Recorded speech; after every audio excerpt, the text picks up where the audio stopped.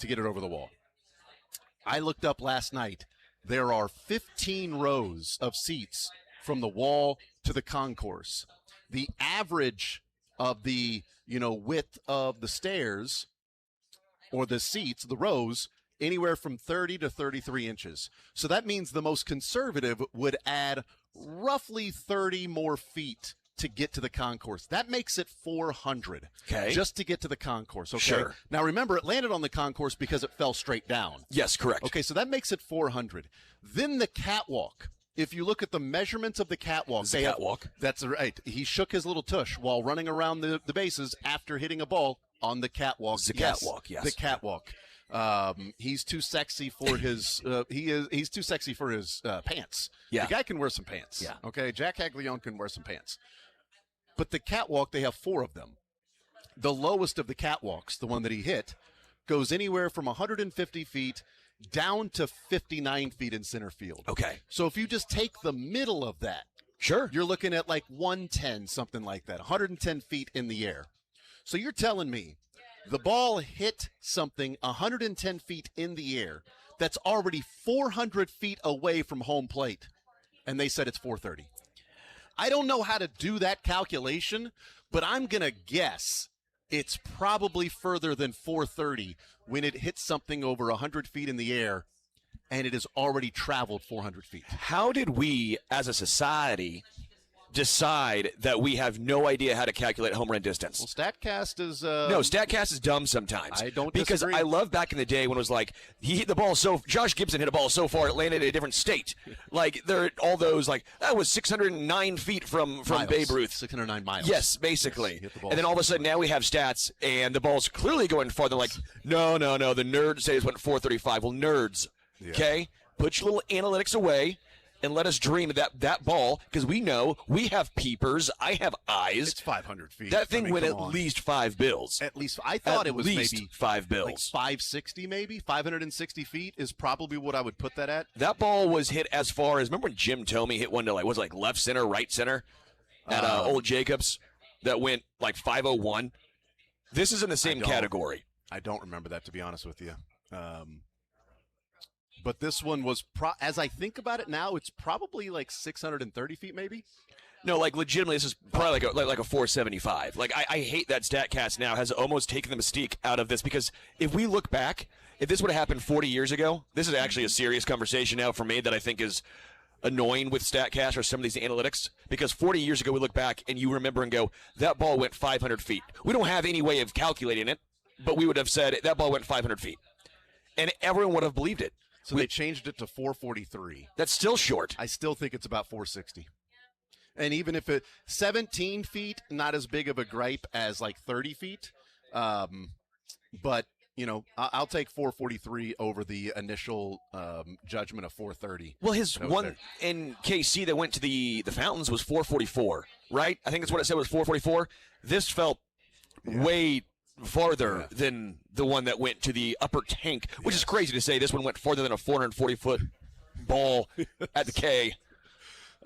Just unbelievable what Cags is doing right now.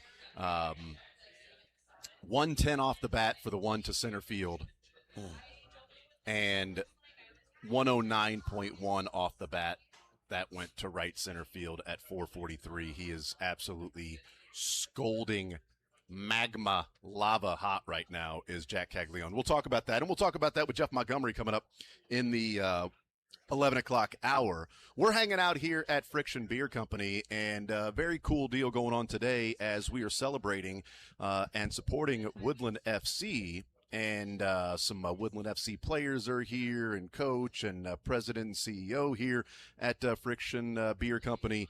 We're also going to be doing some really cool giveaways that if you come here to Friction Beer Company while we're here, you don't have to be present to win, but you do have to be present to at least sign up. We're giving away 3 prize packs that include a Woodland FC official jersey, gift cards, swag from Friction Beer Company.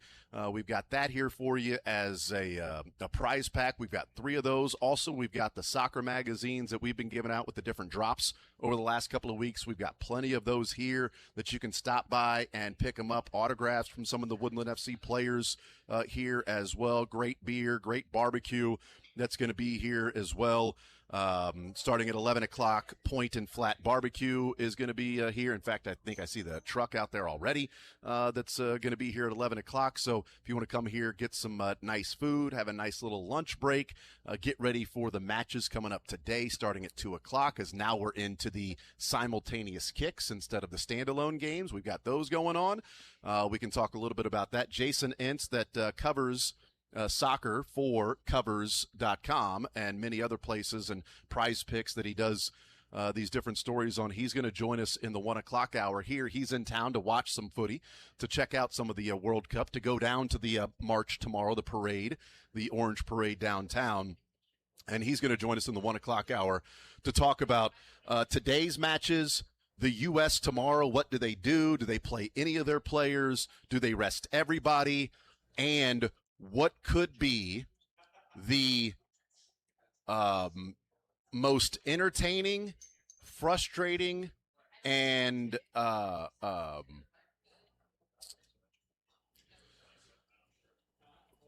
probably from the World Cup and FIFA standpoint, a embarrassing game on Saturday in Kansas City, because both teams, as it stands right now, with Algeria and Austria, both teams would rather finish third in the group than second, because whoever finishes second is likely going to face off against Spain in the round of 32. Oof.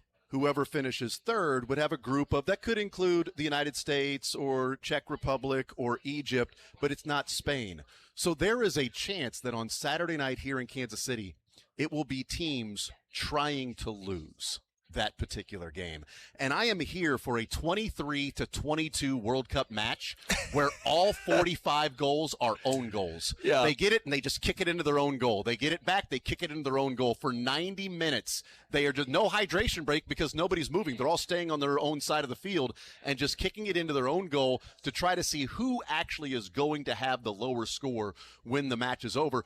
And for one of the few times, it will be when the official blows the whistle to end the game, the losing team will be the one that raises their hands in the air, and the winning team will go down to all fours and have the hands over their head because they lost and time expired and they couldn't have an own goal at the last second. And now the winner of that one will face off against Spain more than likely. Now we will know the official matchups going into that game because it is the last game of pool play. Sure. So we will know exactly what the winner or loser, who they will be facing off against in the round of 32. So if it is the winner faces Spain, the match in Kansas City could be either an embarrassment or incredibly entertaining, all at the same time. You're going to try and win. I don't care who you are.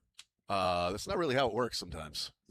Dude, we've seen it these before. guys are all. We've seen it before. You're an athlete. You want to win. I don't care. You'll say, I want to win this game, and then I'm going to beat Spain's ass. Like, that's how it works. There are plenty of times teams have played for a tie. And I think it's lame. This is America. We don't play for ties. They literally play for ties all the time in America. Name one time. There's literally ties all the time. I still remember, was it the Raiders and Chargers that tried playing for a tie? Yeah, but then somebody went and won. And someone went and won? Yeah. It was if it was a tie, both teams ended up making it. But we'll talk with Jason coming up in the 1 o'clock hour. The different matches coming up today. Team USA, the Netherlands in town tomorrow. All of that coming up here on Sports Radio 810 WHB. I'm just excited. We have beer and barbecue. Exactly. At Friction. Beer, barbecue. What more does someone need? Yep. Bears beats Battlestar Galactica. I mean, beer, barbecue, Bears beats Battlestar Galactica. This is my dream remote. Actually, you know what, Michael? I think it is. I think it actually is his dream remote. 913-912-4810 is the text line. Let's start off a little bit here before we take our first break and get into the draft last night. And just, I think it's at least worth pointing out, like, we can get into a conversation about a number of different things from the NBA draft last night. There weren't as many quote-unquote surprises that we've seen in the past. I think one of the biggest surprises is something that's worth a conversation that I would be pretty concerned if I was in Dallas. I think that's, part of the conversation. but it is at least worth pointing out how cool it is last night. And I talked about it yesterday and talked about it a little bit there at the beginning as we were, welcoming people in here to Friction Beer Company and Woodland FC being here, that how cool it was to see Keaton Wagler and Bennett Sturtz both getting drafted last night, being interviewed. Bennett Sturtz' jacket that he had that had Liberty, Northwest Missouri State, Drake, and Iowa all on the inside of his jacket. The logos from that was really cool. And it's a continuation of like some stories that get highlighted for Kansas City in some of the overlooked players in town. I mean, whether it be Ochai or Christian Brown, both at KU, both drafted, both guys that were lightly recruited. Ochai was having a signing party at his high school at Oak Park, and it was like, oh, cool. Oh, he's announcing he's going to KU? Oh, this is a nice little gift from Bill Self to a local kid. That's pretty cool. Good for him. And all he did was go out and prove, one, how much of a hard worker he is to grow into that, because there's a lot of credit that goes to the particular individual players. Certainly you need some things to break in your favor. Keaton Wagler going to Illinois and being able to spend the summer playing and showing what kind of player he can be to go from potential redshirt to starting guard for Illinois.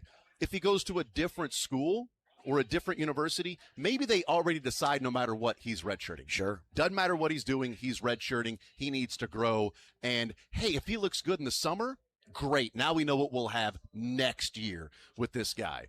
But you had an open-minded coach that grabbed a guy that wasn't recruited locally by the teams and said, no, this guy is looking like the best player out here in practice. We don't need to redshirt this kid. Let's see what he can do on the court. And, yeah, is he a skinnier kid right now? Certainly, but can he play stronger than what he looks like? Yeah, he can. And I do think there was probably some questions about the pacing that he played with. He's a slower-paced player. And so, okay, you don't have the explosion. You don't have the leaping from outside the block to windmill dunk on somebody. You just have an incredibly skilled basketball player. And we see more and more of that in the NBA, that, yes, you have to be an incredible athlete to play in the NBA. Sure.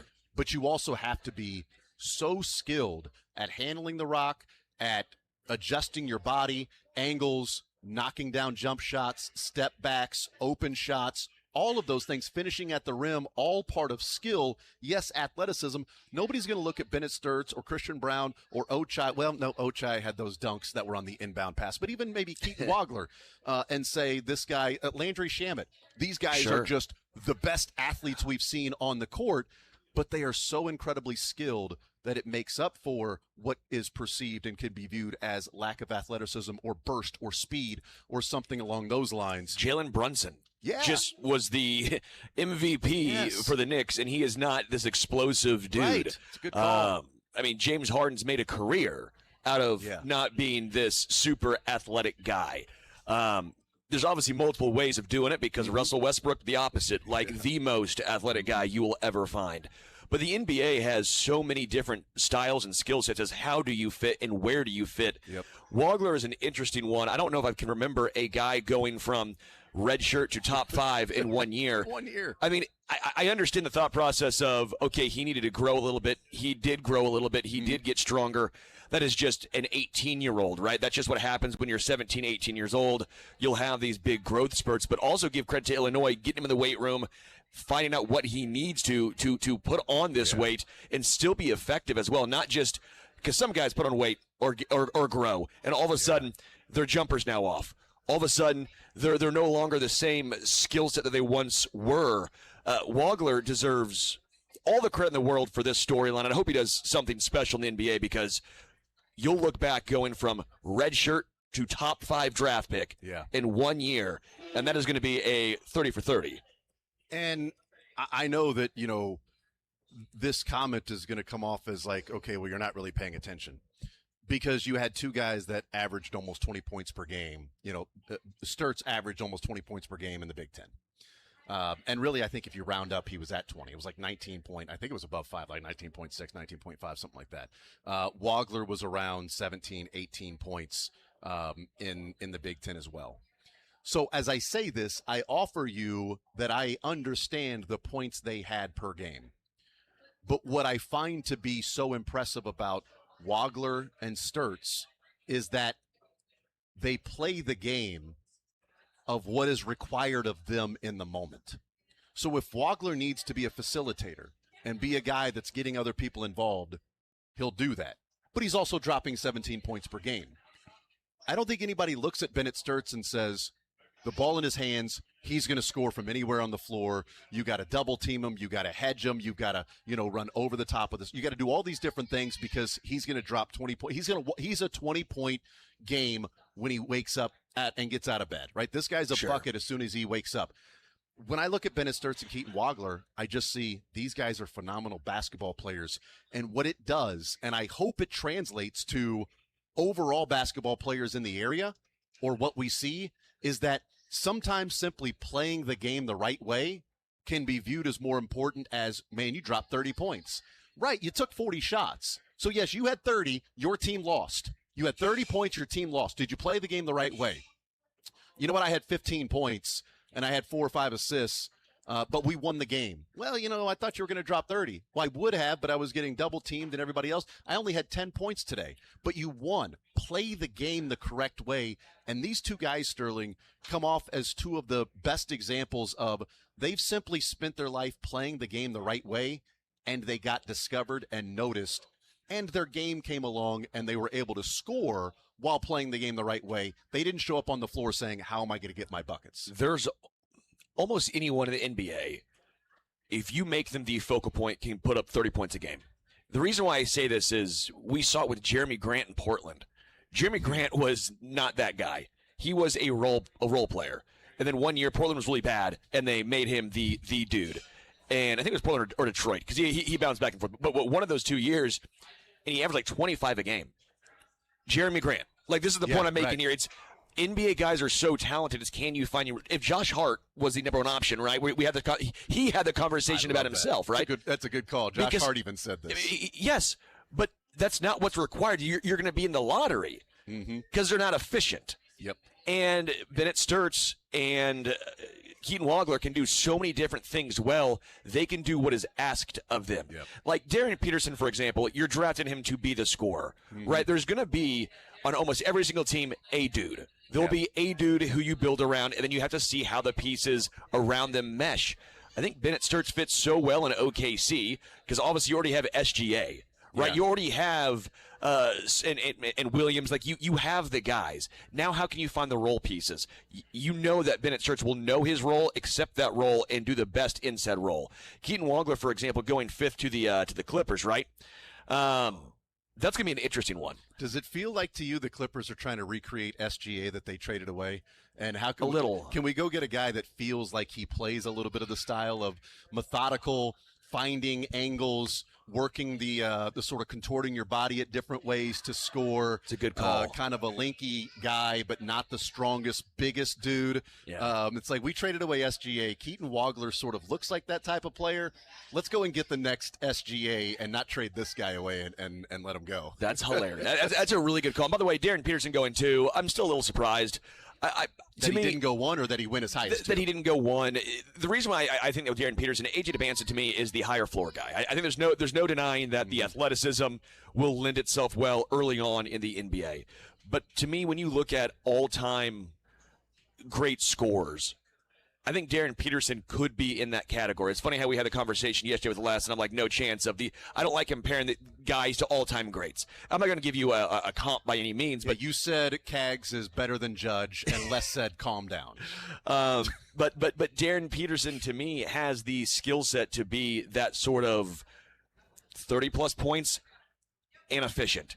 Like, to me, he's a guy you build around. I like him going to the Jazz. If you guys don't know, the GM of the Utah Jazz is from Kansas City. Yep. He's a KC guy. They're building that thing the right way out there in Utah. And I'm glad that Darren Peterson went to Utah because I'm going to start becoming a Jazz fan with, one, the KC connections. I'm not going to do it for Darren Peterson, obviously, but I do like his play. I just think I get the injuries and the cramping, and there's no creatine in Utah. Hopefully they won't let him take it. You can't take it. Yeah, you can't take caffeine or creatine. Anything that starts with a C that sounds like a K. But when you watch Darren Peterson play versus AJ DeBansta, to me, you see which guy moves different. I feel like you can find AJs. You don't find many Darrens. The Darren Peterson conundrum, I think, is going to be interesting to study in the next 10, 15 years, because you can make an argument if you're a GM, you can't draft that guy and pass up on some of the other guys that may be in the draft for a guy that could be often injured or maybe doesn't have the heart to go out and play. The flip side of that is you can't pass on the guy that might be the best player in the draft if he's healthy and plays as often as you would like him to be out there and play. So it's difficult to where I can make an argument both ways with Darren Peterson. I don't know that I could draft that guy. If I'm looking for a score, am I passing up on Michael Brown or Darius Acuff to go, or Caleb Wilson to go and score, as opposed to Darren Peterson that might feel a cramp coming on and check himself out of the game? So do I draft that guy? Or I passed on that guy, and I took A.J. DeBansa because I was worried about some of the things with Peterson. And DeBansa looks like a really nice player for the next 10 years. Sure. And Peterson's dropping 30 points per game and is an all-star and is a guy that you build around because he's a stud player and he's a smooth scorer and does all of those things. And you go, good God, how did the Wizards pass up on this guy? I think you can look back on Darren Peterson. The question is, would you rather be the guy that took what was could have been the best player in the draft and the injuries derailed him, even though there were already questions about that? Or would you rather be the guy that passed up on that guy and he ended up, being a stud?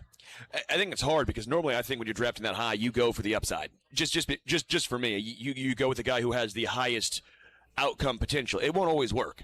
I mean, we saw in the NBA or the NFL like Trey Lance or Anthony Richardson, right? You see the tools, but Darren Peterson has shown, at least on the college level, that he can and will do it. Just the consistency aspect of the injury. There's no denying his talent.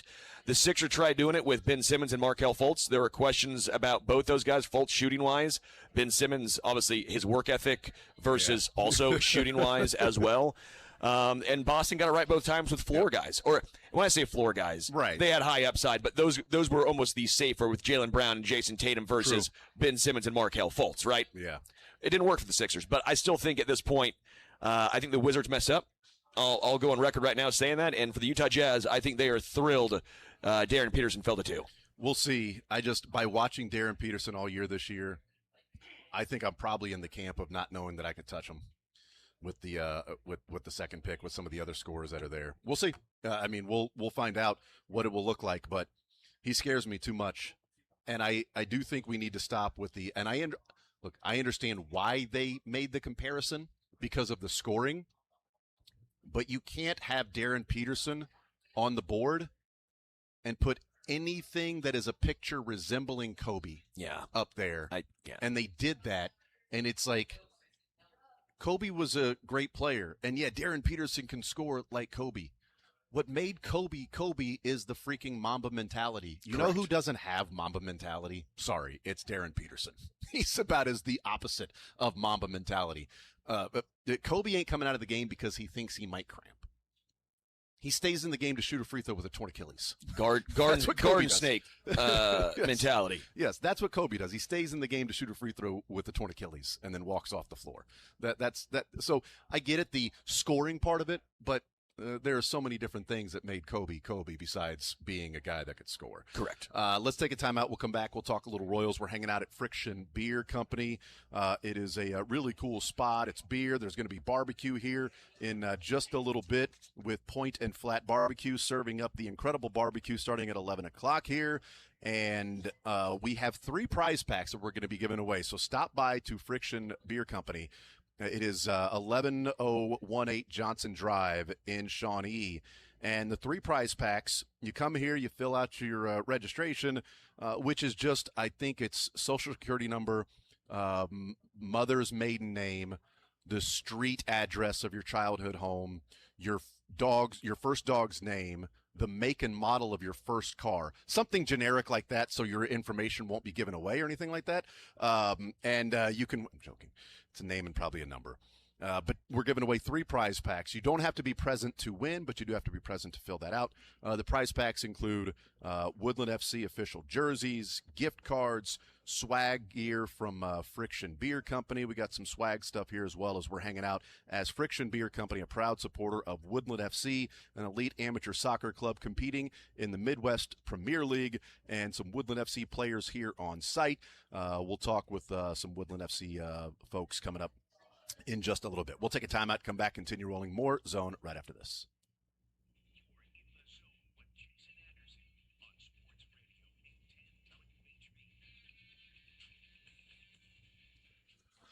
Well, you know, the beautiful game, it is here. It is in town tomorrow, but it is in the entire country, and you can trade the entire tournament, the entire beautiful game, biggest soccer tournament in the world on Kalshi, and you can do that today as well. I talked about yesterday that, you know, the ties, the draws had been something that had been part of the trend of this soccer tournament.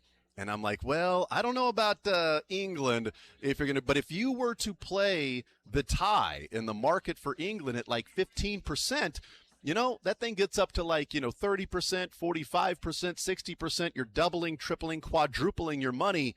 It ended up being a tie. But the beautiful part about Kalshi is that it's a lot like trading other things that aren't sports. So I've always wanted to say, you know, could it be like a different market, different trading that some of my friends do outside of sports that I don't follow, don't understand what they're doing? Like, no, hold, or no, get out of this or sell that because this is going on with this particular, you know, part of the country and you need to sell.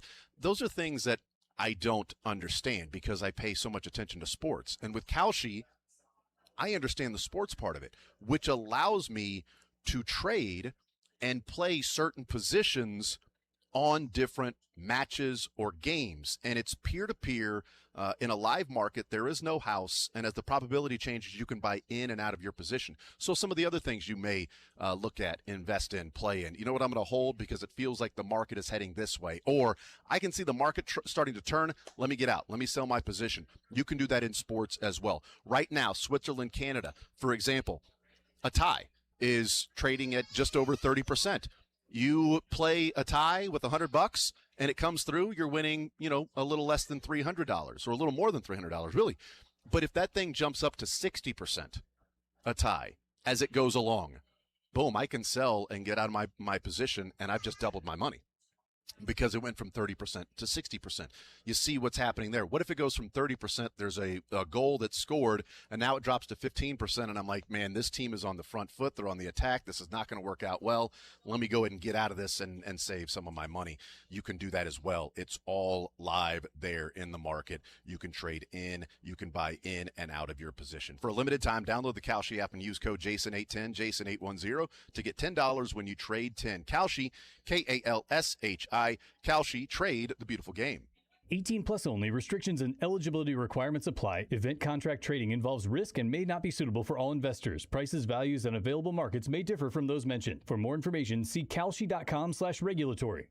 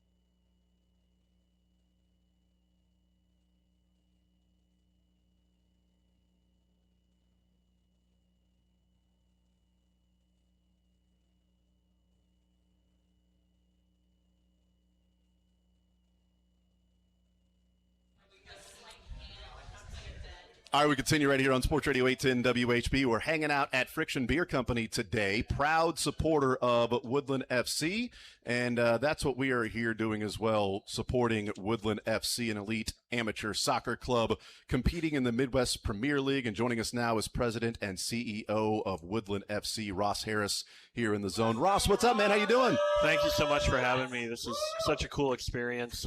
Great to be on one of the best shows in the city. Well, thank you, and I appreciate you being on our show, too. You've got your cheering section with you here. You brought, that's cool. Do they live with you? Do they just follow you around and, like, you're ordering it like a restaurant, and they're like, let's go, Ross, nice order. Great order. The number three is the best here. Way to go, Ross. Nice job. I'm grateful for the staff and the fans and the players that were able to make it out. Grateful for my family to be here, too. And I also wanted to say, Jason, heard it was your birthday today, so we got you a gift for the show. Thank you. Enjoy one of our Woodland FC away jerseys. I will 100% enjoy this. That's That is electric. Awesome, dude. That is so cool. What's great about being born today is the GOAT was also born today. And also Leo Messi's birthday is today. So you've got the GOAT and Leo. Yeah. So that's so cool. Yes, Messi. I found out this morning that Messi has a June 24th birthday. Yeah. I'm like, somebody tweeted out, and was like, in honor of Messi's birthday. I'm like, it's my birthday. What are the odds that two people that can be the GOAT, but completely different definitions of GOAT? It was rude of him to take that honor from you, steal some of your luster. Right? Well, here's the thing. Speaking of stealing, I'm stealing that. There's no doubt. He knows it will not be there by the end of the show. Here's the thing. I was born first, so I had the June 24th birthday. I made the June 24th birthday cool before Messi ever did. How much are you enjoying and taking part in the World Cup fever, being obviously someone who has, made most of their life around soccer? It's been a true privilege to be in the country where the World Cup is, be part of the host country, and be part of a host city that has the World Cup. And I've been really grateful that not only is the U.S. doing well, but my family is from the Netherlands, and the Netherlands is here in the city, and they're doing great too and excelling. And it's really been a no-lose situation for me and my family. Will you be down there tomorrow? I hope to be, if work will allow it. Work's got to allow it. Come on, how many opportunities you get? For my boss who's listening, I will definitely be at work tomorrow and make sure. Hold on, let me see. Is that a fever? Yeah. You feel a little warm. My nose is not growing, I promise. You feel a little warm. I'm not sure you should be around people tomorrow, other than the thousands and thousands. The only people you should be around are people that are wearing orange. That's what the doctor said. That's right. You don't want to ignore the doctor. So tell us a little bit about Woodland FC.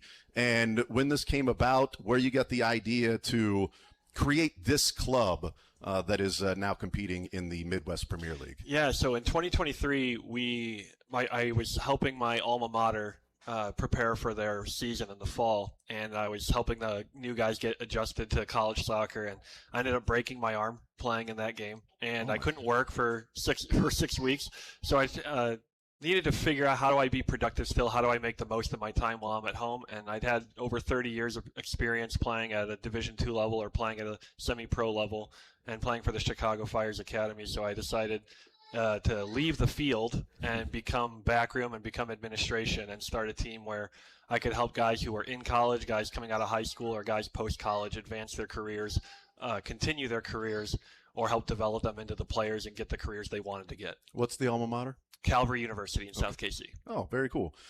Visiting with Ross Harris, President and CEO.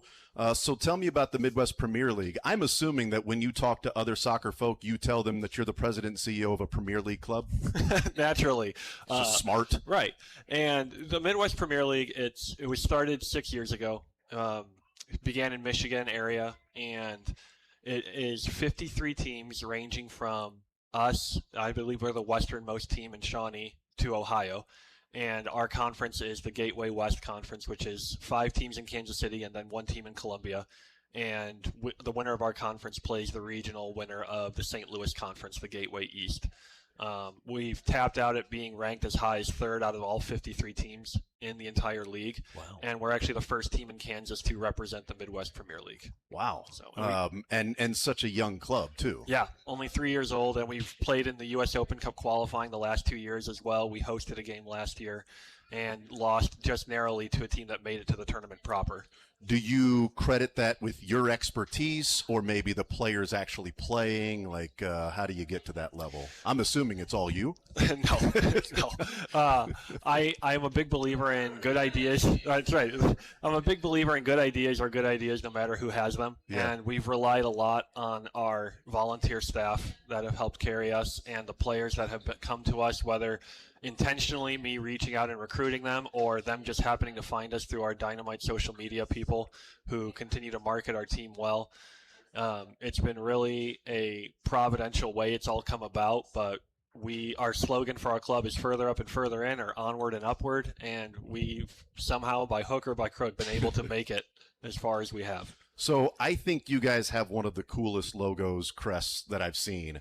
How do you come up with the starting to design that and to get, because I would imagine that once you saw something like this, you're like, yeah, that's it. That's the one. Because when I saw your jersey, I'm like, that's an awesome crest. One of our current all-time leading scorer, Brett Jackson, was the guy who created it. He's now retired from the team, but he's the one who designed our crest, designed our jerseys that the one you're actually holding. He designed as well. That's awesome.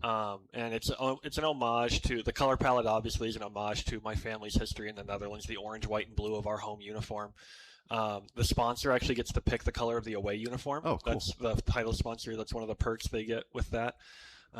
But the line also is around an homage to my family's history. But so cool. We will always want our players to embody the duty, honor, and faith that the line represents. That's really awesome. What we're talking with Ross Harris, president and CEO. Seriously, that crest is so cool, man. Also, my favorite color is green, so you nailed that. That's why we did it. That's the title sponsor. They nailed that. Ross. They knew. Ross, it's for money. That's why it's Come on. only because of money. Money and golf courses. You know what? But you know money what? and golf. I mean, there's two. This is perfect because I think the sandpit is brown. Come on. he does spend a lot of time. That's a great line. By the way, Michael, mark that. That is a great burn. My family's a Barstow family, so this is a perfect color for Barstow. So that is great. When does the season take place? So pardon my ignorance on that, but when does the season take place for Woodland? No problem. We kicked off this year May 17th, and the season ends, if we make it to the conference championship, will end July 25th. Okay. So July 25th. Yes, that's right. July 25th, we will lift the trophy in Columbia. You were darn right. Are you surprised at the success that have come so quickly for you guys at Woodland FC since you had the idea to start it and get it going? Oh, I mean, I would have to be, because if you asked me 3 years ago, would I be on AM 810 talking about the team during a World Cup year, and we have players, Division I players, top tier NAIA players, or that we're even competing for a chance, getting 2 steps away from going to the U.S. Open Cup. Would that be possible 3 years ago? Absolutely not. And it's been a whirlwind, and it's been rigorous work, but as we say at the club, not all rigor is mortis. I love that. I love all these sayings. I know, right? That's how You're you a wordsmith over here. I read a lot of quote books. See, ours is just a sign that says believe. Like, that's odd. Are you seeing the impact of soccer growing? And this is going to be a 2-part question, which I hate, but I'm going to do that. Are you seeing the impact of soccer growing, and how much greater can that be if there's a fun run in the round of 32 or 16, or dream the dream of maybe getting to the quarterfinals for Team USA? Well, soccer is the most democratic sport. It doesn't matter how big you are, tall you are, strong, smart, stupid, slow, fast. It's perfect for Sterling. I'm getting roasted at this. So what happened over here? The aggregate is not looking good right now. But no, it's one of those sports where it started from a bunch of Sunday school class men coming out of the muscular Christianity movement in England. And it's become the world's game that is all-consuming, all-encompassing way to build culture, to build camaraderie, to build experiences for fans, and to see. A lot of us remember the World Cup in +94 when it was here, and the growth of the game from MLS being just a handful of teams then to now being 30-plus teams, top academies all over Kansas City. And kids embracing, any kid knows Ronaldo, any kid knows Messi, guys that have not even for the bulk of their careers been in the U.S., the trajectory is only going to be upward with the game. And in 1950, the U.S. men's national team coach said America would not be competitive in a World Cup for 50 years. Now, they beat England in that tournament 1-0 in the group stage. But then 2002, 52 years later, they made it to the quarterfinal and should have beaten Germany properly. And now here we are, where people are starting to believe more than ever in what Pochettino and this U.S. team is capable of doing. And that's even without Pulisic being fully healthy. Can you see it translate to your club and things like that around the Midwest Premier? Oh, absolutely. As popularity grows throughout the city, like we are a club based in Shawnee, where we love the Shawnee area, and as we're trying to build not just our men's team to help build the youth team, as kids get the insatiable urge to be part of the story of the game and be their little thread in the tapestry of what this game tells, and it's now almost 200-year history or 150-year history, that's going to translate to benefiting the U.S. team, but benefiting their city, benefiting our team, and hopefully us pushing them on to benefiting the U.S. national team in 20, 30, 50 years, or however long we're able to measure our plans here. Visiting with Ross Harris. He is president and CEO of Woodland FC, and I had to look it up real quick because you're talking about being a supporter of Shawnee. Less than 2 miles from here, Keaton Wagler goes to Shawnee Mission Northwest, number 5 pick in the draft. So, supporter of Shawnee. There's a connection there with last night and then today that, you're on the soccer side and he's on the basketball side. But there's some great things around the Shawnee area. And Woodland, named after the area in Shawnee. So where did the name Woodland come from? Is it from racing the dogs? Come on. No. The Woodlands. Here comes Woody. No, it is not. Do you guys say that when you come out on the pitch? Here comes Woody. We'll add that to the quote book for Thank you. pregame stuff. Appreciate it. We'll credit you. But no, the idea came when I did have my broken arm and we were building the team. I actually got the idea while I was driving down Woodland Drive right by Stump Memorial Park in West Shawnee. So that's where the team came from. So some things just happen organically. That's right. Sometimes you don't have to sit around and brainstorming and, noodling and things for hours and hours. You just drive down the road. Right. And I refuse to call myself Arsenal. Why is that? Just rivalries. I'm a Liverpool man. Okay. So do you have to be a Liverpool man to be on Woodland FC? No, because unfortunately everyone has a character flaw, and we've got some Man United fans on the team as well. I believe our guy Jason Ince over there that covers soccer for a couple of different websites is a Man U guy as well. So I'm sorry to hear that. Yeah. So I know, right? He's a big Man U guy. I've not adopted a Premier League team, so. I don't like waking up that early to watch games. It's tough. They say the team picks you. Really? Yeah. So I haven't had a team pick me yet. Yeah. That's the thing. So I didn't get picked a lot in school. So there wasn't a lot of teams that picked me when it came to sports. Picked school. on, that counts. Yeah, but if there's a team picking me, not typically something that happened in my favor. I was homeschooled, so I never ran into that. You also didn't get picked. That was odd. How did you not get picked by your own parents? I know, right? I was an only child, still got picked last. It's crazy. Got passed over for the neighbor kids. All right, we'll take the dog. We'll take the neighbor's kid. There's an action figure we may try to figure out how we can animatronic this thing for a little bit here and try to get it. I guess we'll take Ross. That's fine. But can I not have Ross this time? I had Ross last time. Is that what happened? I don't blame them. Obviously joking, you played college soccer. Right. Which is more than Sterling ever did. Well, of course. Yeah. So, dude, I'm a horrible soccer player. It's brutal. See, credit to me for being honest. Credit to me. Give me a whole bunch of credit for being an honest man. But, yeah, I am trash at soccer. Without his honesty, all he'd have is his good looks. So, and he's a humble man. It's important to have something. Yeah, correct. He's a humble. I will say, though, I never really played the game, but I understand how freaking difficult it is. And I think if you played it even a little bit, even pickup games, and maybe played it in pickup games against others that have played it, I think that's the key.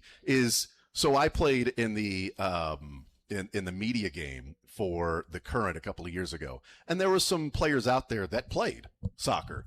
And I realized pretty quickly how out of my depth I was just by playing with guys that, played it, part-time or for fun or played high school soccer. And I'm like, this game is so difficult, and I have no idea And that's why they're at the highest level. But how somebody can be controlling the ball while bodying somebody out, while trying to keep their balance and being pulled and pushed, while also making the perfect touches to get away. Like, it is so incredibly difficult to do. And my appreciation for the game grows, and I think when we see it at the highest level, like the World Cup, I think people can also maybe get a better idea or a better appreciation of what the sport can look like and how entertaining it can be.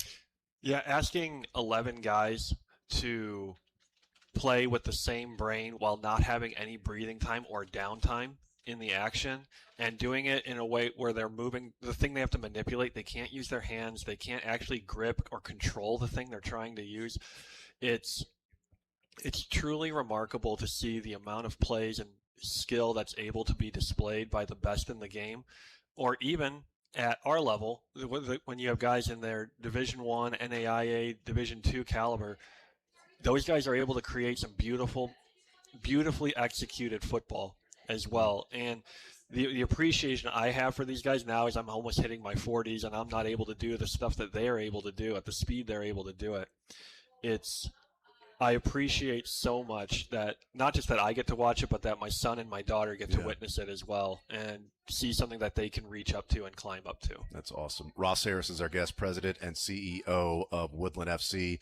Ross, thank you so much, man. I appreciate you having us out here and Friction Beer Company. And you can go check it out if you want to learn more about Woodland FC. It's woodlandfc.com. And to learn more, see how you can go to games and tickets and be a supporter in general of Woodland FC. Thank you so much for joining us. I appreciate it. Thank you, Jason. Thank you, Sterling. Absolutely. There you go. There's Ross Harris, CEO, president of Woodland FC, and his travel party with him as well. We'll take a timeout. We'll come back. We'll talk with Jeff Montgomery next.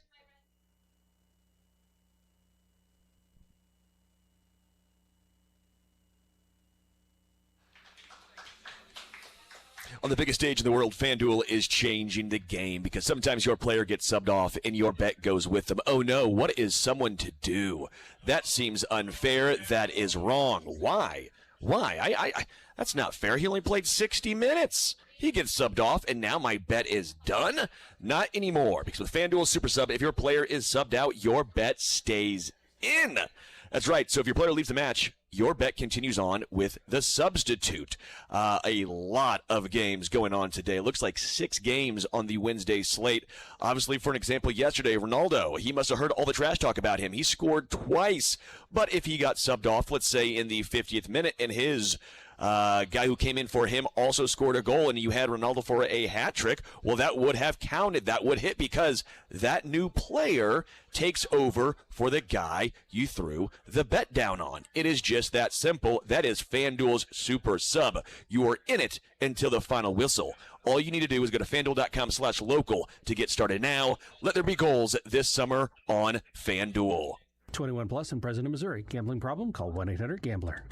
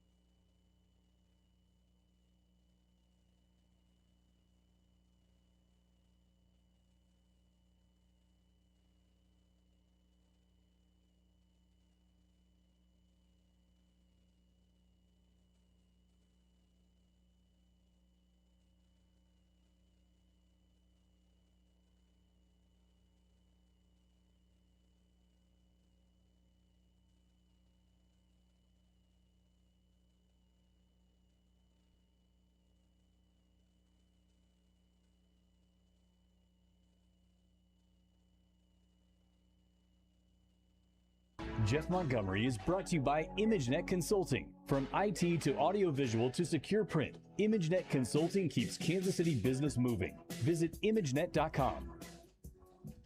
All right, hanging out here at Friction Beer Company, Jason Anderson with you, Sterling Holmes, Michael Darcy hanging out back at the station. We head up until 2 o'clock. Right now, let's talk a little baseball with Jeff Montgomery, who was joining us. He is in Tampa, as the Royals have 2 games left in this series, this 4-game set against the Tampa Bay Rays. By the way, we're here at Friction Beer Company, and we've got some prize packs to give away in supporting Woodland FC. But they've also just stopped by. Point and Flat Barbecue is here, and we've got some burn-ins and some brisket, and it is absolutely dynamite food. Literally unreal. I mean, it doesn't seem real. It doesn't seem possible. I think the burn-in did melt away in my mouth. I don't think incredible. I don't think it was like ice cream, but tasted like incredibly flavorful meat candy. Insane. Yeah. Insane. Point and Flat Barbecue is here, so you want to stop by and check that out as well. Jeff Montgomery, who is in Florida watching your Kansas City Royals. Monty, welcome to the show. How are you, sir? Oh, good. Doing good, guys. You're making me hungry, making me thirsty, talking about that barbecue and beer. I know, right? It's a great spot.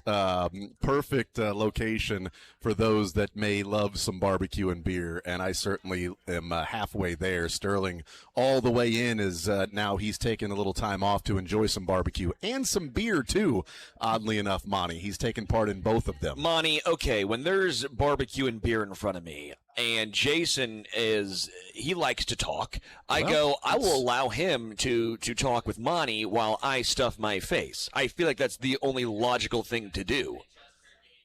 Hey, beer, barbecue, and baseball, they all go together anyway. There it is. Dude, it's the bees. I've always said the best things in life start with bees. Think about it. Yep. The 3 B's that we talk about with our kids, Monty, is ball, base, backup. You know, where's the ball? Do you have a base to cover? And do you have to back up? Beer, barbecue, baseball, ball, base, backup. Bobby Wood Jr., who's unfortunately watching from Jack Baglione. That's a better one. Yes, Jeff Montgomery is our guest. Monty, how enjoyable have the last couple of days in Tampa been to watch this team win a game 2-1 the other day in a game that, you know, quite honestly, we haven't seen this team win very often against a good pitcher and find a way to get enough runs, hold the other team at bay, bullpen come in, and then just mash their way to a win yesterday. They've done it 2 different ways against a team that is securely in the playoff hunt right now in the Rays. Yeah, the Rays, especially playing good baseball here in Tampa, best record in the American League for the home slate. So when you look at the pitching matchups coming in, you have Drew Rasmussen, who had been extremely effective and throwing the ball extremely well coming in. He did again on the first game of the series, but the Royals able to, just find a way to win that game due to Michael Wacha being so solid on the mound. And last night with Shane McClanahan, a guy who has missed a couple seasons due to elbow injuries, but before his injury had been one of the best pitchers in all of baseball. And early this year had really shown signs of resurgence and a top of the rotation guy. But sure enough, the Royals made things happen, especially that first inning with the back-to-back home runs. Visiting with Jeff Montgomery, let's talk about those back-to-back home runs. And obviously, part of the conversation that we're all enjoying and loving is what Jack Caglione is doing as of late. And he is one of the hottest hitters in all of baseball. He's on an absolute tear in the month of June. And in these last 5 games, he now has 6 home runs in those 5 games, homering in all 3 games against the Cardinals, and then last night hitting 2 of them, an absolute tank to right field, and then just a laser to center field. What are you seeing from Jack? How much different is what the approach him at the plate this June 2026 versus what was going on in June 2025 for Jack? I think the biggest thing for him has just been the ability to use the opposite field. We saw the power going both ways, last night, and really just the selection, putting himself in a good situation to make the pitcher throw a strike that he can put the wood on and really make some things happen. But I think biggest thing for him just been the plate discipline overall has been much better. He's taken more walks this year, but now that he's using the opposite field, he's really a more complete hitter. Let's put it that way, as far as his ability to cover the inside part and the outside part of the plate. So if you make a mistake, we've seen what he's been able to do with the mistakes that have been made. He's hit them a ton, and that ball he hit last night, I really, literally think it may have gone close to 500 feet if they had the ability to measure it properly. I mean, it was one of the longest home runs I've seen for a long time. Well, I said the same thing when we started the show, Monty, that it was first measured at 430. They've changed it to 443. That still doesn't seem like it's accurate. My very quick amateur detective slash sleuthing on the internet. So it's 370 to the wall that he hit it to. There are 15 rows in Tampa from the wall to the concourse. Anywhere from 30 to 33 inches is the average size per row. That would put another 30 to 40 feet on to 370. So now you're looking at least 400, maybe 410 to get to the concourse. Monty, the catwalk is about 100 feet in the air at the part where he hit it. So that ball fell down to the ground 400 feet from home plate, yet hit something that was over 100 feet in the air. I'm not sure that that's 440 that it made contact with that. I don't know how to do the math on that, Monty, but I don't think I would come up with 440. No, it was he hit a ball 444 feet in Kansas City against the Cardinals, and that second fountain, and it was obviously a long home run if you go into that second fountain in Kauffman Stadium. But this ball was so much higher, and obviously playing indoors, it sounds really, really loud when the ball comes off the bat, at that exit velocity. But this ball was hit a lot further than the one he hit 444 feet in Kansas City last weekend. So I don't know if there's any way to extrapolate what the final distance would be, but it was more than what they're reporting. Put it that way.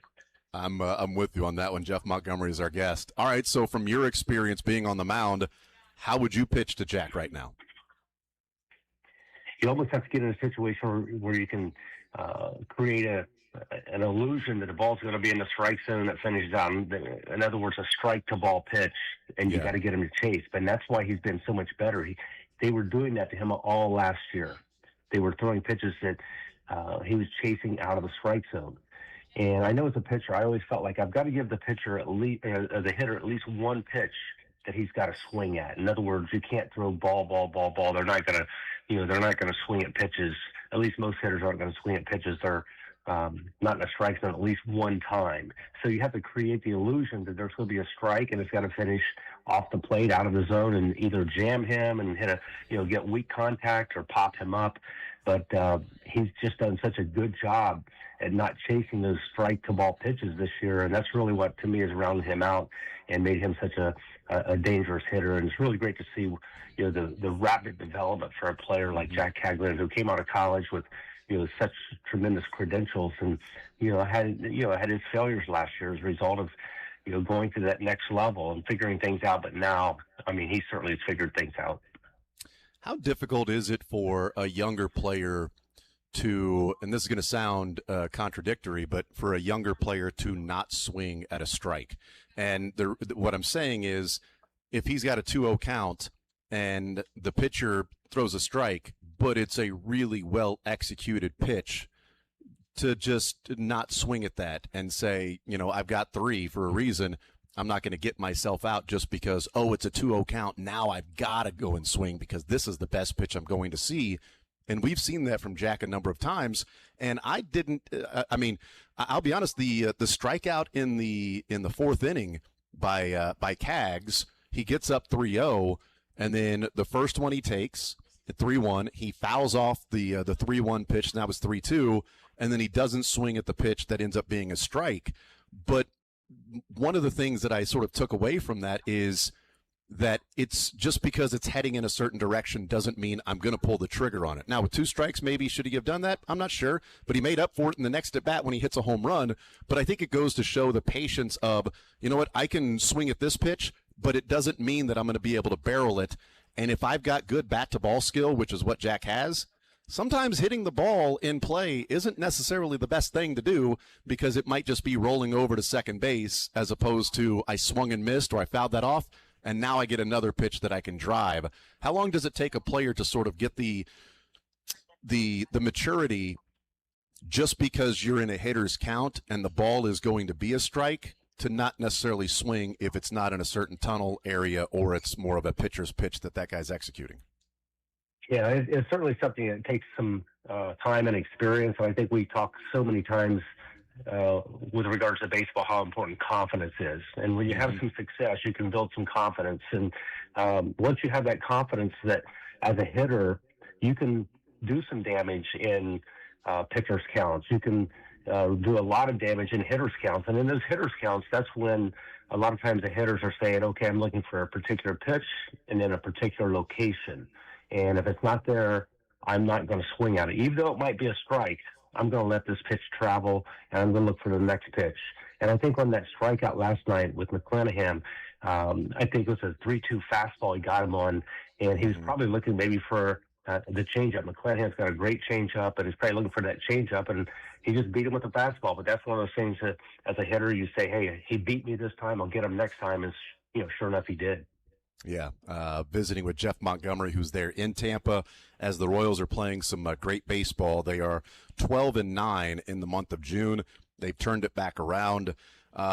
Is Jack growing into a potential anchor for a franchise? That we know Bobby is certainly one of those guys, but is Jack and how we're seeing him hit and know that, hey, that potential to be a power hitter is in there. We're seeing that potential at least come through in the month of June.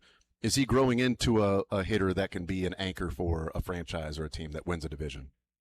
I would say yes, he is, and I would also throw Carter Jensen into that mix as well, because you got two young players who have really kind of hit the scene at the same time, and both are showing tremendous signs of advancement at such a young stage in their career. So I think both those guys are players you can build around. Obviously, Bobby Witt Jr. in there, and unfortunately with the Michael Garcia out, you lose that whole side of the infield. But some other guys have stepped up and with opportunities to prove themselves, like we saw from Nick Lofton last night with his 4-hit game.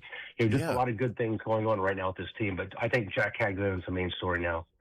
Yeah, Carter has a 14-game hitting streak quietly because Jack has taken up most of the oxygen in the room with what he's doing, and he's hitting the ball far where there's not much oxygen in the air. Jack is, but Carter's on a 14-game hitting streak, and he talked about over the weekend against the Cardinals that when he was going through his slump, that he had to just say, you know what, it's baseball, and I can either be mad about it, be frustrated about it, let it get in my head, or just simply go and play and try to not think about some of the other things that are going on the day before. Let's just go play baseball. And now he's got a 14-game hitting streak. Is Carter, I mean, maybe we talk about maturity or experience, what level of maturity maybe is there with Carter that he's able to self-correct in his own head, apparently from his words, to then saying, you know what, let me just go and play baseball, and I did not worry about those things. Let my ability do the talking, and whatever happens is going to happen, but I can't worry about yesterday because now today is going to be affected. Yeah, I think if you look at Caglione and Jensen, two totally different players with regards to their background. Jensen, a high school draftee, and then with Caglione playing, all of his 3 years of college baseball. So I think with Carter Jensen having all that opportunity in the minor leagues to have that experience professionally, I think it really helped him be more disciplined at the plate and understanding the swing decisions a lot earlier in his career than Jack Caglione. I think Cags has more, obviously, raw power than really probably almost anybody in baseball, but I think they both are kind of on the same track with regards to their now understanding what the game is all about with regards to the ups and downs, the grind, the understanding that even the best in the world are going to have their streaks and their slumps, and that's just part of baseball and living through that. But I think having that experience in the minor leagues, I think it really helped Carter Jensen significantly, and we're seeing that now. And after he had the slow start to the season, striking out more than you would think, now right back on track and using the entire field and just doing all the things that a more advanced and more disciplined hitter that you see more frequently. Visiting with Jeff Montgomery. All right, let's talk about the rough news that we got yesterday with Matt Quattrero saying that it looks like there is going to be another surgery for Cole Reagans. They're going in for, another assessment, but it looks like he's going to have some sort of a surgery for the left elbow impingement. Now it's called that, as opposed to, it was initially diagnosed as, I don't know the exact term, but it was, for layman's term, it was pitcher's elbow that he had. The left elbow impingement. Do you know much about this injury and what could be on the horizon for Cole Reagans if he has to go into the knife again? No, but what I did hear is that they probably won't know exactly what the surgery will entail until they actually get into the surgery. In other words, they have to get in there to see what's going on in order to determine exactly what the procedure is going to be. I don't think that's anything that's been officially announced, but I think just just rumblings I heard around the press conference yesterday that Matt Quattrero had before the game. That's kind of the rumblings I heard from some of the people who probably know more about it than really what's being released at this time. But I do think that there's a lot of uncertainty. They just don't know exactly where things stand right now with Cole Reagans, but they do understand that there's probably a good chance he is going to have some type of procedure to eliminate the symptoms that he's experiencing right now. Visiting with Jeff Montgomery, what do you think the future is for Cole Reagans? I mean, is he a guy that just you hold your breath and if he's healthy, you go out there and play, but do you count on him from year to year to be, an opening day starter and, your ace type pitcher for 30 some odd starts? How do you think JJ in the front office now approaches moving forward with Cole Reagans, as it's been back-to-back years now that he's dealt with different injuries? Well, I think there's a lot of caution. I don't think you can really count on anything, but there's also examples. I'll use the Tampa Bay Rays starter, Drew Rasmussen, on the first game of the series. He's had 3 elbow surgeries, 3 serious elbow surgeries, 2 Tommy Johns, and another one that internal brace surgery. So he's had 3 serious elbow surgeries, and he's pitching at the higher level as anybody can pitch. He's been outstanding. So I think there's good, a good example maybe of there's still hope that Cole Reagans can recover and come back and be the type of pitcher that he was prior to these injuries. But I think at this stage, based on the fact he's had 2 Tommy John surgeries before his trade over to the Royals, certainly raised some flags of caution, saying we shouldn't say or you hope to get Cole Reagans back at his level at some point, but you just can't really count on it for sure until you see the results. Visiting with Jeff Montgomery. Last one for you. What's gotten into John Schreiber and what he's doing in the bullpen? He is now incredibly reliable. Not that he wasn't necessarily reliable before, but he's been on an absolute tear. And last 16 appearances, he's got 17 strikeouts and only 2 walks. Not putting guys on base, only 11 base runners total in those 16 appearances. And his velocity is up a little bit as well. What's gotten into to John Schreiber is how he's pitching right now? Well, I think the velocity is the key. He's got that really unusual delivery and mechanics. I think it creates a great deal of deception, but I think his arm feels good. I think his mechanics are on time, and I think he just is kind of at a stage where he has the ability to command the baseball in a much better fashion than he did earlier in the season. And we've seen John Schreiber a couple over the years, a couple times where he's been up and he's been down with regards to his success rates. But certainly right now he's as good as we've seen him. And he made some adjustments mechanically. I don't know exactly what he did, but he did mention he made some mechanical adjustments. Plus his arm feels really good right now. And I think if you take a player who has a really strong, arm and has confidence in throwing the fastball that we've seen from him, you're going to see better velocity. You're going to see better command, and as a result, the results will follow. Jeff Montgomery is our guest. Jeff, enjoy the game tonight. Noah Cameron out there on the mound. Let's see if the Royals can go and win a series and set up for a day game tomorrow to go and get the sweep over the Rays. Thank you for the time. I appreciate it, and have a good call tonight. Okay, save me some barbecue, guys. Will do.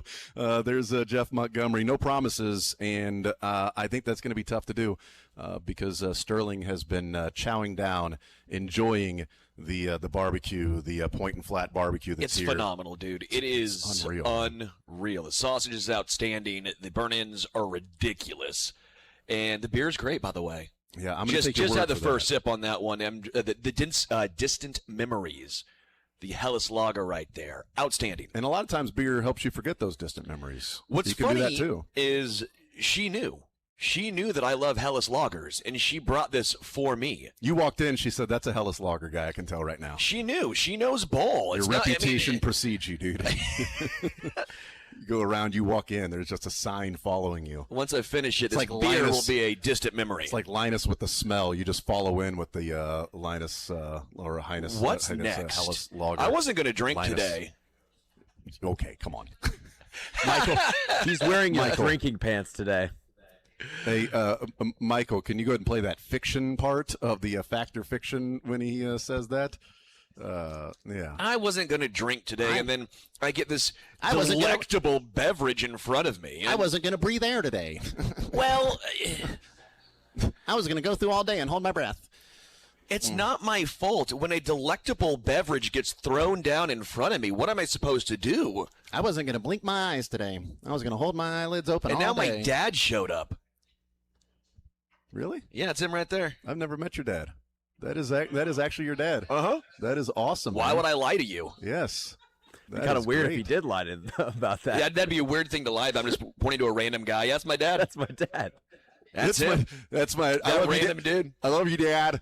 That might be my new go-to. Just go to random people and say, "What's up, Dad?"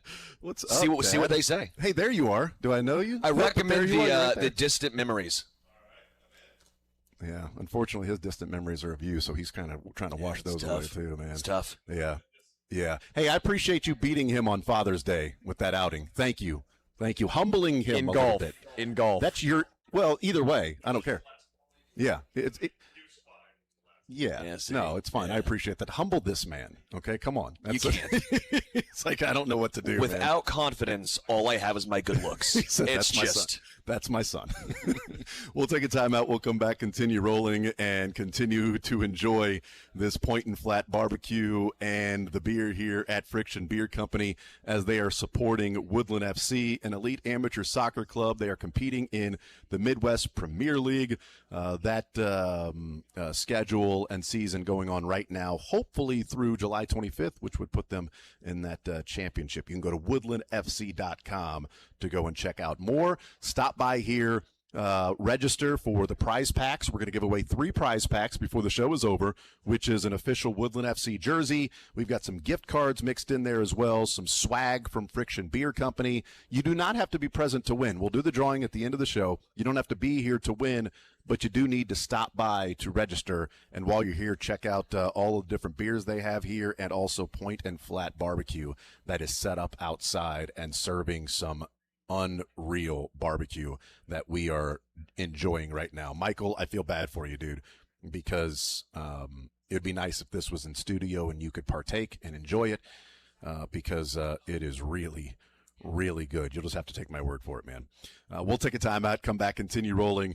And I want to talk about how maybe improbable, I know how disappointing the season has been, but how improbable it is what the Royals are doing recently, which maybe instills confidence for post-All-Star break, post-trade deadline. We'll talk about that, put it into perspective, and also put into perspective Jack Caglione and what his month of June has been and where it ranks in Royals history. We do that next. You're in the zone on Sports Radio 810 WHB. Pool season is officially here, but if your water is looking a little cloudy or worse, turning green,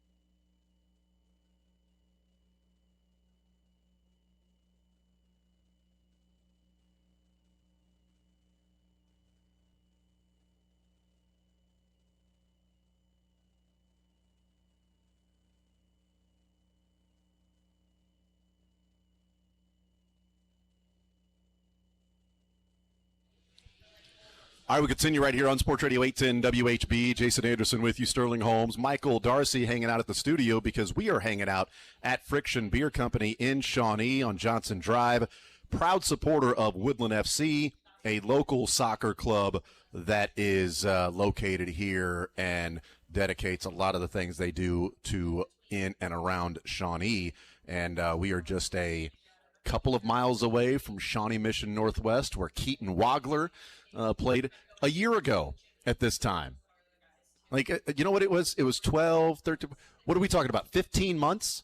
15 months ago, Keaton Wagler was graduating from, 2 miles away, high school at Shawnee Mission Northwest, and now he's graduating to the number 5 pick to the Clippers. I just love that my dad stopped by and didn't even know that we were here. It was a Wednesday. He just Wednesday at 11 just decided, hey, it's time for a beer at Friction. It's my Wednesday Friction beer 11 o'clock stop. He goes, I was making a Costco run, heard you guys, and go, you know what? Awesome. I'm going to get some barbecue and a beer. I go, that's good Wednesday. That's so cool. I hadn't met your dad, so I don't know.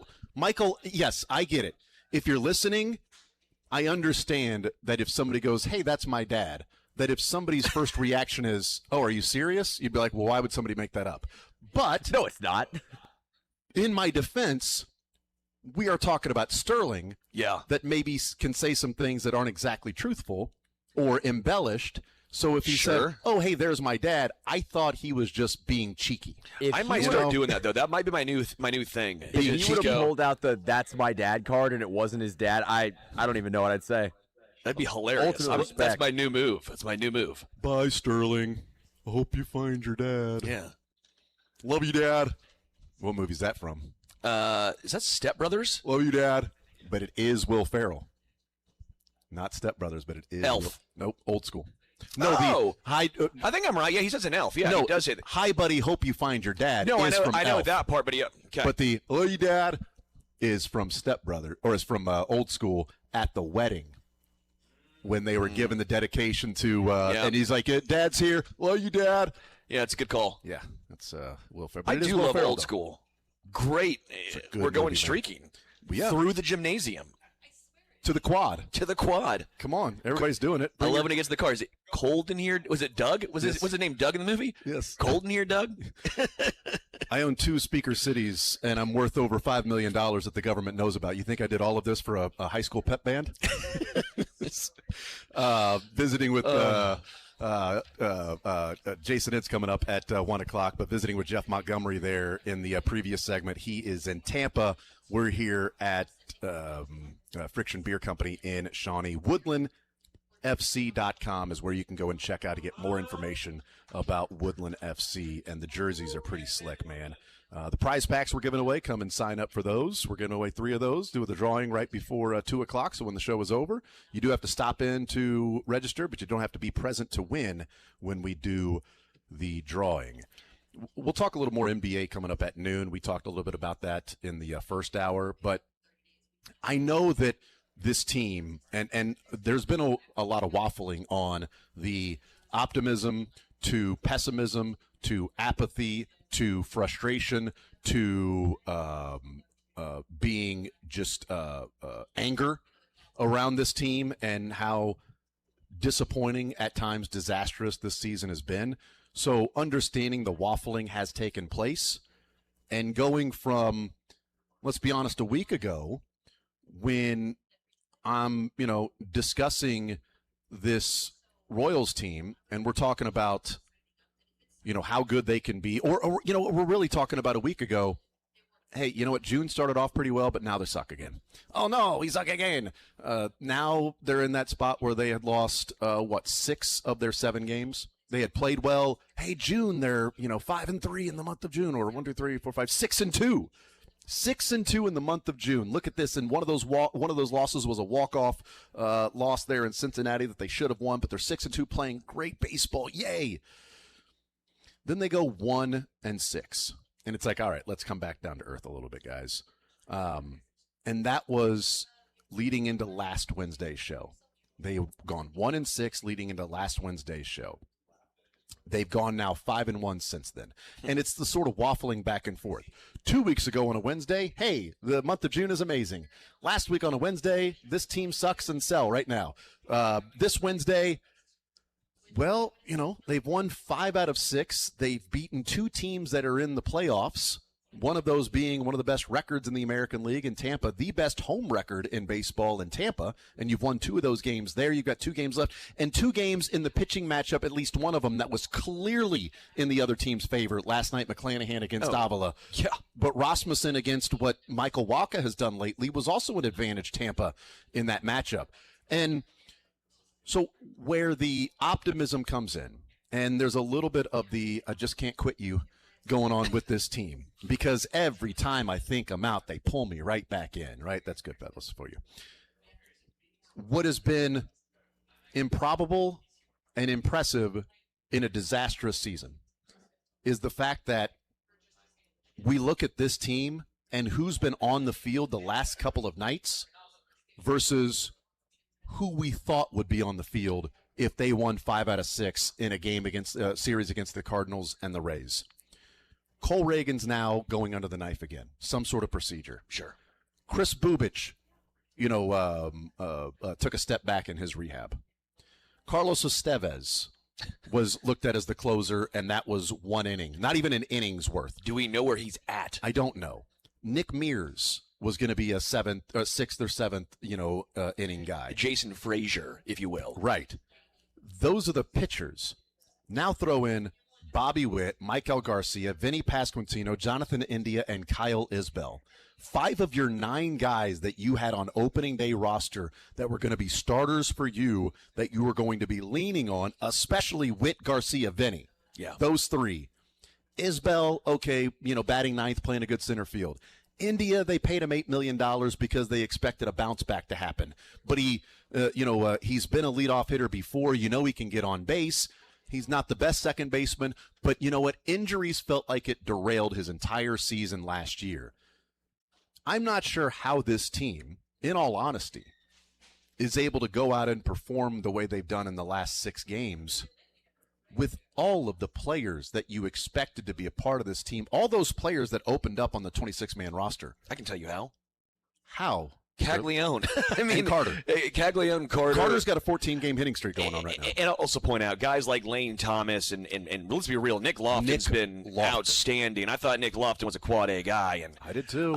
Who knows? But, he was that until this year. Just because he's performing and stepping up this year doesn't mean that's not what he was in his career to this point. And again, it's only 125 at-bats, but when you have a over 800 OPS and you're playing second base like that, you are going to take that every single time. What's funny is how bad Vinny was, and Q perpetually putting him in the 3-hole, 4-hole. The fact that he got injured, and I hate saying it because we like Vinny. He's a leader. He seems like a great dude, but he was so bad that it was addition by subtraction. Because now Q can't place him in the 3rd spot. They've had to put Cags there. And Cags has the highest OPS on the team, the highest slug on the team, the 2nd highest, 3rd highest on base percentage on the team. The most home runs on the team. The most home runs on the team. So, again, I'm not trying to just blame Q here, but that's a huge difference. Cags wasn't playing against lefties at all, or very rarely, and then Vinny was batting 3rd. It was a disaster. This is what happens. You face a former Cy Young winner who is a lefty in Shane McClanahan, who's been outstanding, and Cags takes him deep twice. I also think, too, beginning the season and just simply saying, okay, Cags is now going to be your number 3 hitter. He's been awesome in June, but he's had his struggles at times this year. I understand why early on they didn't, and I think you're in agreement too. You didn't say, "Hey, let's start the season with Cags batting 3rd." No, with but Vinny I coming said, on a 30 and a home run or a 100. No. RBI season. I think he should have made the move, or at least splitting up Salvi and Vinny earlier, right? I think that's pretty obvious. But no, I wasn't saying put Cags 3rd to start the season, but I also was saying play him every single game. Against lefty-righty, doesn't matter. He is your future. He is your now. Because before June, Cags was OPSing at under 700. Sure. And so, but Vinny was OPSing at under 400. Yes, I totally get that. But is that the time where you go, okay, Cags isn't hitting the way that he hasn't taken the ultimate step forward that we thought he was going to take. Let's move him into the 3-hole, or maybe let's find somebody else to move into the 3-hole for Vinny and Cags does different things. Now that Cags is doing this, yeah, put him at 3, leave him alone. And even when Vinny comes back, leave Cags alone in the number 3 spot. Correct. And move forward. If you had this Cags, okay, because you didn't early on in the season. Sure. But if you had this Cags in April, I don't think the Royals are in the position they are. Because if you had this Cags and he was batting 3rd, it's a lot more runs scored. A lot of those one-run games, a lot of those games where they scored 1 or 2 runs, you've got more runs in. Maybe you win 4 or 5 of those, and they're in a different position right now. But that's not how you start the season, saying this guy that struggled last year, who went through the offseason dealing with the mental side of being a professional, we're going to put him in at the number 3 hole instead of the guy who, in Vinny Pasquantino. And it is tough to pull the ripcord on a guy who's been a mainstay of your organization and franchise for the last few years. I do think Q gave it long enough. Probably too long, sure, but long enough for Vinny at the 3 hole. The mistake would be if Vinny comes back healthy and Jack is still hitting like this, to touch where Jack is at all. That would be the mistake. And I at this point, I don't think he would. I can't imagine he would. I will also say, do we give credit to Zumwalt for a guy that we've ripped on a lot? I believe the Royals have the most hits in the AL. Carter Jensen, I know Jack Johnson put out a great picture of what his swing was 2 weeks ago versus now. He's adjusted, and that coincides with the hit streak and what Carter has done at the plate. He's a little more open, hands a little more up, and so you're seeing that. You're seeing Caglione start to take off. Again, Lofton, this is his best year. Yeah. Again, I'm not trying to say we give Zumwalt all the credit, and it's multifaceted. There's a lot of different hitting philosophies and coaches and on this current staff. But if we're going to rip on a guy, which we've fairly criticized Zumwalt, fairly criticized him, well, then I think it's fair to give him a little bit of credit when we are seeing some of the young guys specifically, not the old guys, not the veterans, but the young guys that we need to see progress. Yeah. They've progressed. Yeah. By the way, Nick Lofton is OPSing over 1,000 in the month of June. He's batting .330, getting on base at .400, and in the month of June, Nick Lofton is slugging .600. So this is where it's also fascinating because Garcia you were never going to take out of your lineup because he is who he is. But with him being slightly injured and now placed on the injured list, he was OPSing at .693. That's below league average. Yeah. He was not performing like a league average bat. The glove was obviously still very, very good. Defensively, he is an upgrade at third base over Lofton or whoever you put there. And we had some injuries with Hustle from time to time. And we did, and I wonder how much that coincides, some of the injuries with the Hustle, because it must have been bothering him for a while. And if that was the case, then I give him benefit of the doubt on the frustrations that were there. So for me, it's a weird spot to be in of where, again, my thoughts, I would have probably traded Garcia after his season last year. I've been fairly on record. I think that was the outlier batting season for him. I do think he's a good player. I think he's a valuable piece. I just don't know if he is your building block cornerstone, and you wonder if you could have sold high on him. But with Nick Lofton doing this, he's outperforming Garcia. Jack Caglione is vastly outperforming Vinny Pasquantino. Carter Jensen is vastly outperforming Salvador Perez, although Perez is starting to get at least a few singles here and there. He's had a couple of unlucky balls get taken down on the warning track. Lane Thomas is doing better than Kyle Isabel with the bat, getting on base at a 340-plus clip. You just look around, and the unheralded guys are the guys who are actually keeping this team afloat right now. We're hanging out here at Friction Beer Company. We'll take a timeout, come back, more Zone next.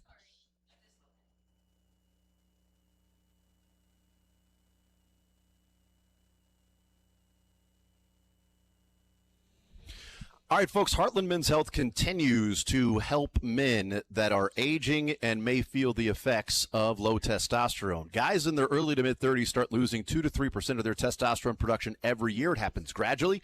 Before you know it, you don't feel like the same man that you used to. That can include energy levels, better gains in the gym that you're not getting anymore. You're not sleeping as well. You're not waking up feeling as refreshed.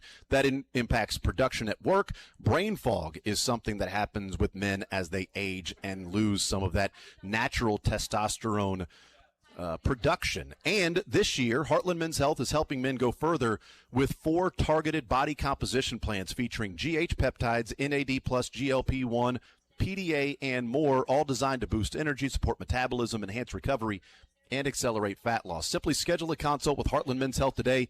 They'll do your lab work, have your results within 30 minutes, and then a licensed medical provider will review the results with you, discuss your options, help you make the decision together with the medical team. Cost of the appointment, it's only $99, and that includes that medical consult, tea, and the PSA test that we talk about and emphasize so often here on the show. And if you sign up for testosterone treatment the day of your appointment, your visit, it's free. You don't pay a dime. There you go. They have been successfully treating men in the Kansas City area for a while, and they can do the same thing for you. They have 3 locations to serve you: Overland Park, Independence, between Blue Springs and Lee Summit, and North Kansas City. Call them today at 844-447-6600. Tell them you heard about it right here on Sports Radio 810 WHB, 844-447-6600, or visit heartlandmenshealth.com. Featured therapies are compounded and have not been evaluated nor approved by the FDA. Provider prescription required. See website for details.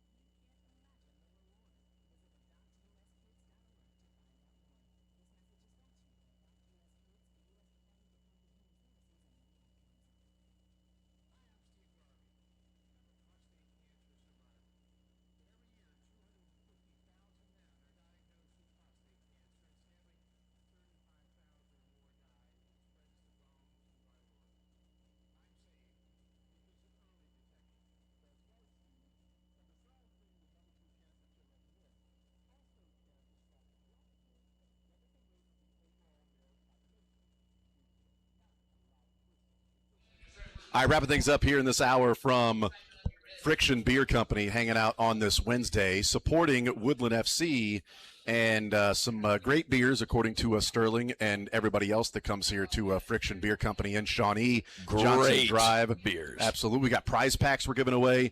And Point and Flat Barbecue is here serving up some phenomenal Q.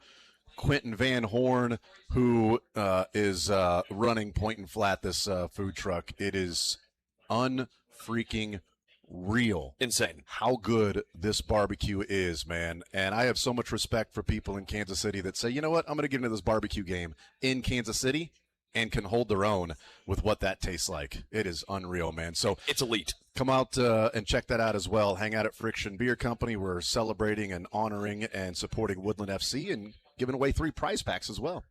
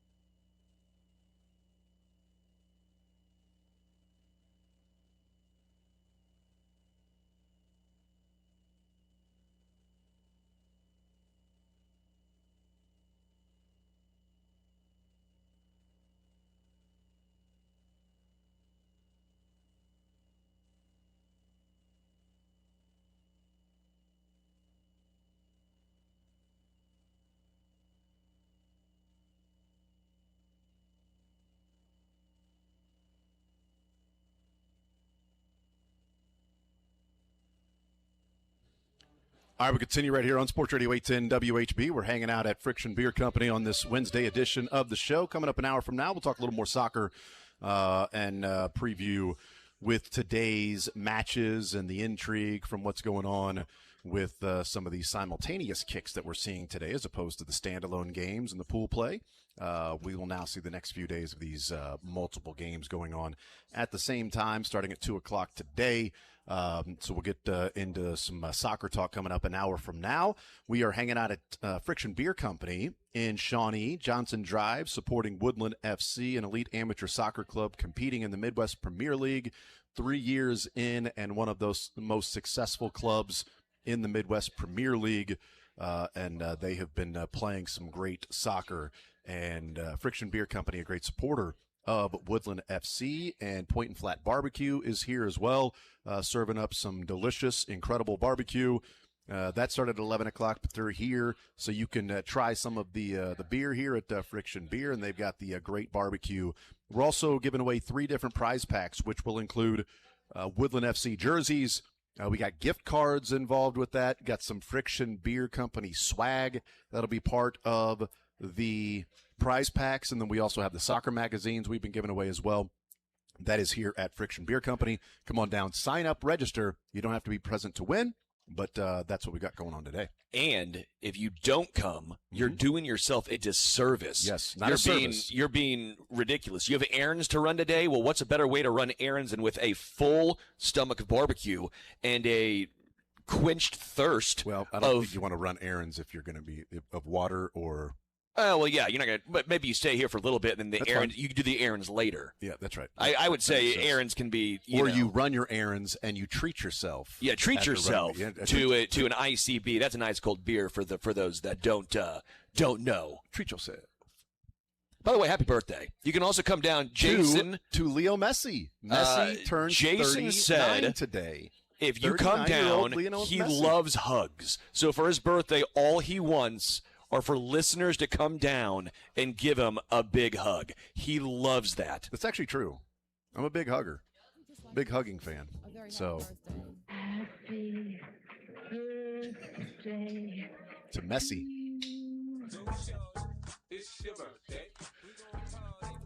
The all-time goal scorer. Did Jake make this, I'm World assuming? Cup Darcy? history. This feels like it has Jake's I name have no all idea over where this. this mix came from. I know but it wasn't love you. It definitely was not wasn't me. from Michael. No, it was not from Michael. So, yes, happy birthday, Leo Messi, the all-time scorer in goals. He scored 16 times at the World Cup. That's roughly the same amount of scoring that he and I have done in our lives, so that's great. We combined for 16 World Cup goals. Lionel Messi and everybody else that was born on June 24th have combined for 16 World Cup goals. I can't actually say that because I know there was probably somebody born on June 24th that has scored a goal in the World Cup. Either way, he and I combined the record holders. So thank you, Leo. He's doing most of the heavy lifting with that record, most of it, but I've offered my support. I live in the city where he had a hat trick, so, I wasn't there that night, but I was there in spirit for him. So. I love this question that you posed on the show sheet here of who in the top 3 will have the best career between AJ DeBanza, Darren Peterson, and Boozer. I think it's a really fascinating question. I have a pretty clear answer on mine. I also have a pretty clear last place on mine. I think I know your last place. By the way, my buddy Jason just texted me, Minka Kelly, and that's true. She was born on my exact birthday. We are both June 24, 1980. Wow. Me and Minka Kelly. Anyway, go ahead. You have a clear first and a last.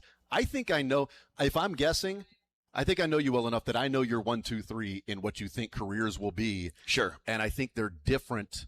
They're different than my 1, 2, 3. I think Boozer for me is a clear-cut last. I think you're Peterson, DeBanza, Boozer. Correct. And the reason why I think Boozer for me is a guy who is very good in college. Very good in college, but he seems to me more of a college guy than an NBA guy. He reminds me a lot of Julius Randle. I've said that time and time again. He is bigger bodied at his position in college so he can play that bully ball. Well, you can't do that in the NBA. I don't think he's skilled enough to play, let's say, the 3 in the NBA. I don't know if he's big enough to play the 5 in the NBA. I don't know if he's a good enough shooter to be a stretch 4 in the NBA. He just doesn't have in my opinion, that NBA skill set, I would not have picked him third overall. There's a lot of other ways I would have gone. I think a lot of the scoring threats later on might have a lot of variance in their games, but I still think there's the upside that I would have gone with an Acuff or Michael Brown or something along those lines over Boozer. Personally, I just don't really see it. The reason why I have Darren Peterson won over AJ, I think AJ has the safest floor. Like, I think if you're saying who has the safest floor that's also a fairly high ceiling, it is AJ. He's going to be a really good defender. You can tell by the length. He'll be able to guard, 1 through 4, I think, pretty easily. He needs to learn how to shoot a little better, I think. But you go to the NBA with those sort of coaches. Yeah. Most guys do. We've seen time and time again, most guys learn how to shoot. Hell, we're seeing Andre Drummond in year, 17 of him in the NBA learn how to shoot threes. Now you have to have the want to, because we've also seen guys forget how to shoot. Yeah. Markelle Fultz, Ben Simmons, list goes on and on. So these will be this will be viewed as some of those famous last words and cold takes, freezing cold takes. I talked about it earlier in the show, and we sort of talked about the position that a GM can be in if you pass on Darren Peterson at the risk of him being often injured or not have the mindset to play at a high level all the time in the NBA. But if he turns out to be a stud, you passed on that guy. Or if you draft him saying this guy's got the best ceiling and it could, who I think is the best player in the draft, but he turns out to be a guy that just doesn't necessarily maybe love the game and isn't, doing everything he can to play as often. And now you drafted that guy over some of the others. So I do have my real concerns for Darren Peterson, because the experience I have from watching him play is a guy that would check himself out of games when he wasn't cramping. He just felt like it might start cramping and be sitting over on the bench. And, my thoughts on this, though. I know, it's college. He had no, I know it sounds so horrible to say, and we don't want it to be true. We don't want college sports to turn into professional sports, but there was no reason for Darren Peterson to play those games. So, now that he's making $60-70 million, there's going to be reason to go out there and play? Yes. Why? To get the second contract. It's life-changing, generational-changing money already. It's very rare when he's going to get a second contract based on. Second contracts now you can be scrubs and get $10-15 million a year. The point remains, there's way more for him to play for now that he's in the NBA. There was mostly just risk for him trying to go through that at Kansas, and I know Kansas fans will hate that. And I get it. College sports fans, you should hate that. But that is the truth in the landscape of college sports right now. There was no reason for Darren Peterson to fight through that. You want him to because you're a fan of the school, you're a fan of sport, you're a fan of seeing guys, play for the team and not just themselves. But for Darren Peterson, when you are that sort of talent, there was really no reason. He had nothing to prove. All he had was a chance to lose money by getting a serious injury. That's all he had. You could say maybe he did lose money by not going out there and playing because he wasn't the number one pick in the sure, but he was going top 2 no matter what. Maybe. I don't think there was anything he could have done that would have dropped him out of the top 2, barring a Sorsby situation. I think if we look at it and we actually say Darren Peterson took himself out of a game because he didn't have much to prove, and it could only hurt himself from a monetary standpoint. And, what's the reason of going out in there and playing because, you're in college. I'm not sure that then flips overnight to a guy who's getting $60 million before he plays an NBA game. Sure. That's what worries me about the mindset. And other players that are going to the draft played through some things. Debanza played through some things. Acuff played through some things as well that I would trust more about their mindset. Look, Darren Peterson is a phenomenal scorer. I think. And by the way, I'm not saying I like what he did. I'm saying I understand why it would play out that way. Again, I don't like the landscape of college sports right now. My point I'm just trying to offer is I understand why. So my view on Peterson is I think he's got the highest upside and potential of being the best player in the draft, but I doubt his drive to eventually be the best player in the draft. That's my concern and issue is he's got the ability. If everybody is weighed on potential and everybody reaches their A game, the best they can be, sure, then I think it's Peterson is number one in this draft. I just don't trust that he's going to be the guy that fights to get to their A game now that he's getting $60 million. That could be for anybody, though. I mean, anybody that's paid $60 million, and not everybody's getting that contract. I mean, you got the number 5 pick, Keaton Wagler's only getting $44 million. Poor Keaton Wagler. He's only getting $44 million. Bennett Sturtz is only getting $23 million contract for the next 4 years as the number 16 pick. I feel bad about $23 million. Good for him, dude. But that's where we differ in terms of if I'm predicting who has the best career in the NBA. I would go, and this is where you and I would really disagree. I would go Debanza, Boozer, Peterson. And the reason I would go that route is I think Boozer has a potential of being a better Kevin Love and maybe being a little bit less of a Nikola Jokic that can be a point none of that. You don't see a guy who can run the point center who's an incredible passer.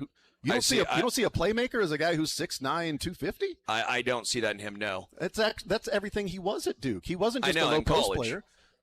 Well, I don't see that from – again, I don't see Boozer really being a major factor in the NBA. I really don't. I don't see a role. I think he's too smart of a player, too good of a passer, and a creator for other guys. He lacks the run and jump athleticism, which granted, but we're also talking about some of the other, good players in the NBA that you don't necessarily have to have that overall athleticism. Nikola Jokic and Kevin Love weren't incredibly gifted athletes, but they saw the game.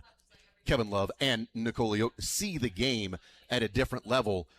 I see that with Boozer, who sees the court as a point guard and can set guys up as a point forward, point center. He did more at Duke of bringing the ball up, running point guard, being outside the three-point line, knocking down shots, being a perimeter player at 6'9", 250. The issue with him is he's not going to be a perimeter defender, so he's going to need help with the team he's on to be somebody next to him that's going to be more of a defender. I see Kevin Love potential in him. I think Darren Peterson could be the best player in the draft. But again, my concern is what I saw in college. And it's where we disagree in terms of, yes, I think the mindset in college can translate into the NBA. The best predictor of future events is what we've seen from the past. And the best predictor of Darren Peterson is he going to be completely different than college now that he's in the NBA? Or all we have to go off of is he didn't exactly seem like somebody that was willing to tough it out in a particular game, whether that was because, he didn't feel like he needed to. He was also paid a pretty good chunk of change, 7 figures, to go to Kansas, and he owed them to go out and play like that. Where I think Debanza and I think Boozer, with the pedigree and what the starting block is of sort of the intelligence of the game and the seeing the floor, I think Boozer is starting from a level floor that's higher than Peterson right now, based on I see Peterson as a scorer. I didn't see Peterson a whole lot creating for others and playing off the ball and figuring out how to play with Melvin Council. That could change, though. He could get there the first month and be like, oh, my God, look at this creator. Darren Peterson is averaging 14 assists per game. And, well, that's why they said he was the best player in the draft, because of all of those things. I think Boozer is going to be better than people give him credit for, because I just think his knowledge of the game and ability to see the floor is some of the best in the draft. Sure. We just differ a little bit. Yeah, for sure. Boozer, we for sure we definitely have the largest gap here. Yeah. I think for me, the Jazz, though, overall were in the best spot. Having the second pick was the best case scenario for them, because at least, again, since my thoughts on Boozer, I think there was a clear-cut top 2. It reminds me almost of the draft when it was Adley Rutschman and Bobby Witt Jr. Yeah. The Royals are the best position because whatever happens, whoever falls to you, you're thrilled with. Yeah. Right? If Bobby would have gone, you don't have the pressure of missing. You don't have the pressure of missing on it, and so for the Jazz, you don't have the pressure on missing on Darren Peterson. Because, oh, no, A.J. was gone. You could always tell your fans, we were going to take A.J., but we didn't have a chance to. And so if you are Utah, I think that this is the best-case scenario for them. Now, we'll see what that roster construction ends up looking like. But was it Ace Bailey last year, Darren Peterson, Lauri Markkanen, Jaren Jackson Jr., they are a good team, a young team, a fun team. I guess maybe not super young with Laurie Markin. I mean, young as far as real life goes, but they're probably, 27, 28, Jaren Jackson Jr. and him as well. I mean, that team will be fun. And again, I like rooting for them because the GM is from Kansas City.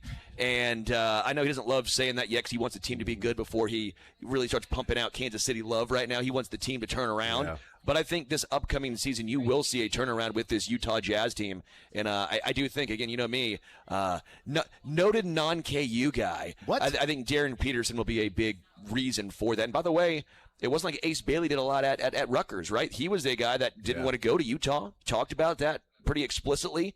They couldn't even make the tournament at Rutgers when they had two of the top players in the NBA draft. And there was maybe some questions about the motor there, and they doubled down with Darren. So obviously they know how to deal with that because they went with Darren here. The player that, I know he went 4th overall, so it's not like, oh my God, how did you miss on this guy? Caleb Wilson we talk about like athleticism and what Boozer's missing. Caleb Wilson has in spades. I mean, the guy plays above the rim. He wants to literally dunk everything. Yeah. Caleb Wilson does. But the ball handling and perimeter shooting is lacking. Where and it's an if that improves, Carlos Boozer can't grow to 7'2". He can't go to the gym because Carlos Boozer's retired. So but Cameron can't either. If Carlos grew to 7'2", that would be some HGH or something. But by the way, also, does Carlos Boozer just Brian Wilson spray paint that beard? He has. Has there been any? There needs to be more conversation because it looks like he just gets a razor blade. Thank you. Thanks for agreeing with that conversation because Carlos Boozer totally just cuts his beard straight in a line, spray paints it. Yeah, it probably does. No 50-year-old dude has a black beard like that. No one looks like that. Are you kidding me? Rick Pitino's hair is naturally jet black as a 70-year-old. He doesn't dye his hair either. That's just natural, pure black hair. Why are you doubting the aging process of somebody? Maybe they've been to Heartland Men's Health and you haven't. Maybe look at that. Look at that. That is not a real beard. The same thing with Jalen Rose. Jalen Rose's goatee and hair. That's as spray painted on as you're going to get too. But Cameron Boozer is not going to be able to work hard in the gym to grow to 7'2". Where Caleb Wilson is gifted with unreal athleticism at somebody who's already 6'10". He's already taller than Cameron Boozer. And jumps out of the gym, can run like the wind. He dunks everything. He plays incredibly hard, so it's not like a motor that you got to try to get him to go and play. If the motor's already there, then you would hope that then the work ethic off the court would be there. If he develops a long-range jumper and ball handling, Caleb Wilson has the potential of being the best player in this draft, too, because of what's already there with the athleticism. And it's not like, man, how did you miss on him? It's not like Giannis, right, who went mid-first round. The guy went 4th overall. You drafted a guy who was like 6'7", 180, then he grew to 6'11", and That's right. 240 of straight muscle. Yeah, that was we're just going to throw a dart in a guy from Greece and call it a day. Yeah. You had no idea with him or Nikola Jokic. Those guys, right. Even with Denver, they were going between Jokic and the guy that ended up going to Portland, Nurkic. Oh, they didn't know who to keep. They just needed an itch. They had to scratch an itch. They didn't know which itch to scratch. Jokic or they needed a Urkic. Serbian basically to figure out which way to go. Which one do you take? If you're Dallas, if you're a Mavericks fan, are you questioning the draft pick at number 9 because Dusty May's your head coach? And the one thing that people are saying, well, kind of the surprise of the first round was Mo Johnson going that high to number 9 to the Mavericks, and he went to his college coach last year. I'd have some real concerns over, was Mo Johnson the best player at number 9, or did the coach we just hire want his guy to come in at number 9 that he's familiar with, Mo Johnson there? I would, maybe it works out and maybe it's a great pick, but the immediate concerns of, you hired that guy. If the draft was a week ago, are they taking Mo Johnson? Probably not. Yeah, that would worry me if I was a Mavericks fan. But in fairness, there were so many Michigan guys that went around that spot. True. Because Michigan went 9, 11, and 12. So right. only Braden Burries of Arizona went between them. There was a good chance a Michigan guy was going at 9 either way. It just comes down to, and how do you think Mara or Lindenberg feel that he wasn't the Michigan guy? Minute. Hold on, man. I thought maybe Burry's there with maybe Dallas. and offering it's all somebody about Cooper off- Flag. It's all about how Right. do you surround him. And But that's what I thought, surrounding him with somebody that could play off the ball, knock down threes, let Cooper Flag be the guy that sort of creates. But if you're Mo Johnson and you're helping out defensively now with that team, that matters. But it's a great point about Yaxel and Mara. Mo's always been the brown noser. all I know is He's such a suck up, dude. the Sixers got the steal of the draft with LeBaron Philon going 22nd. Him, Tyrese Maxey, and VJ Edgecombe. Yeah. That'll be a three-man rotation. Probably Philon off the bench as your microwave, your Lou Williams, if you will. But I'm a big fan of that pick for the Sixers. Yeah. No reason why. No reason. I just assumed they'd draft him and then trade him for like Terrace Reed Jr. or something like that, like they did with Michael Bridges. With Michael Bridges, yeah. The great story of him being drafted and his mom, and then 5 minutes later he's gone somewhere else. They did a story on it. I know, dude. It was so good. He's gone. During the story, Before the his story mom's was crying, over. My son's coming to work for the team that I work for. As the story ends, and he's traded, and he's gone. Go put on a different hat there, buddy. We'll take a timeout, come back. We're hanging out at Friction Beer Company on this Wednesday, supporting Woodland FC, woodlandfc.com. Friction Beer Company, proud supporter of the one of the elite amateur soccer clubs in the Midwest Premier League. It is Friction Beer Company in Shawnee. We got prize packs we're giving away today. 3 different prize packs that include jerseys, gift cards, swag from Friction Beer. We got the soccer magazines of the World Cup that we're giving away as well. Point and Flat Barbecue is serving up their incredible barbecue here going on at Friction Beer Company. We'll take a time out, come back, and we'll hear from Bennett Sturtz and his draft interview on ESPN Radio, which you heard the draft last night on ESPN Radio right here on Sports Radio 810 WHB. You'll hear the draft tonight, joined in progress after the Crossroads show with Matt Beasler and Nate Bukaty, which comes our way after Hawk Talk with Bill Self tonight at 6 o'clock, who may talk about Darren Peterson and what that fit is in Utah. We'll take a time out. We'll come back. More Zone next.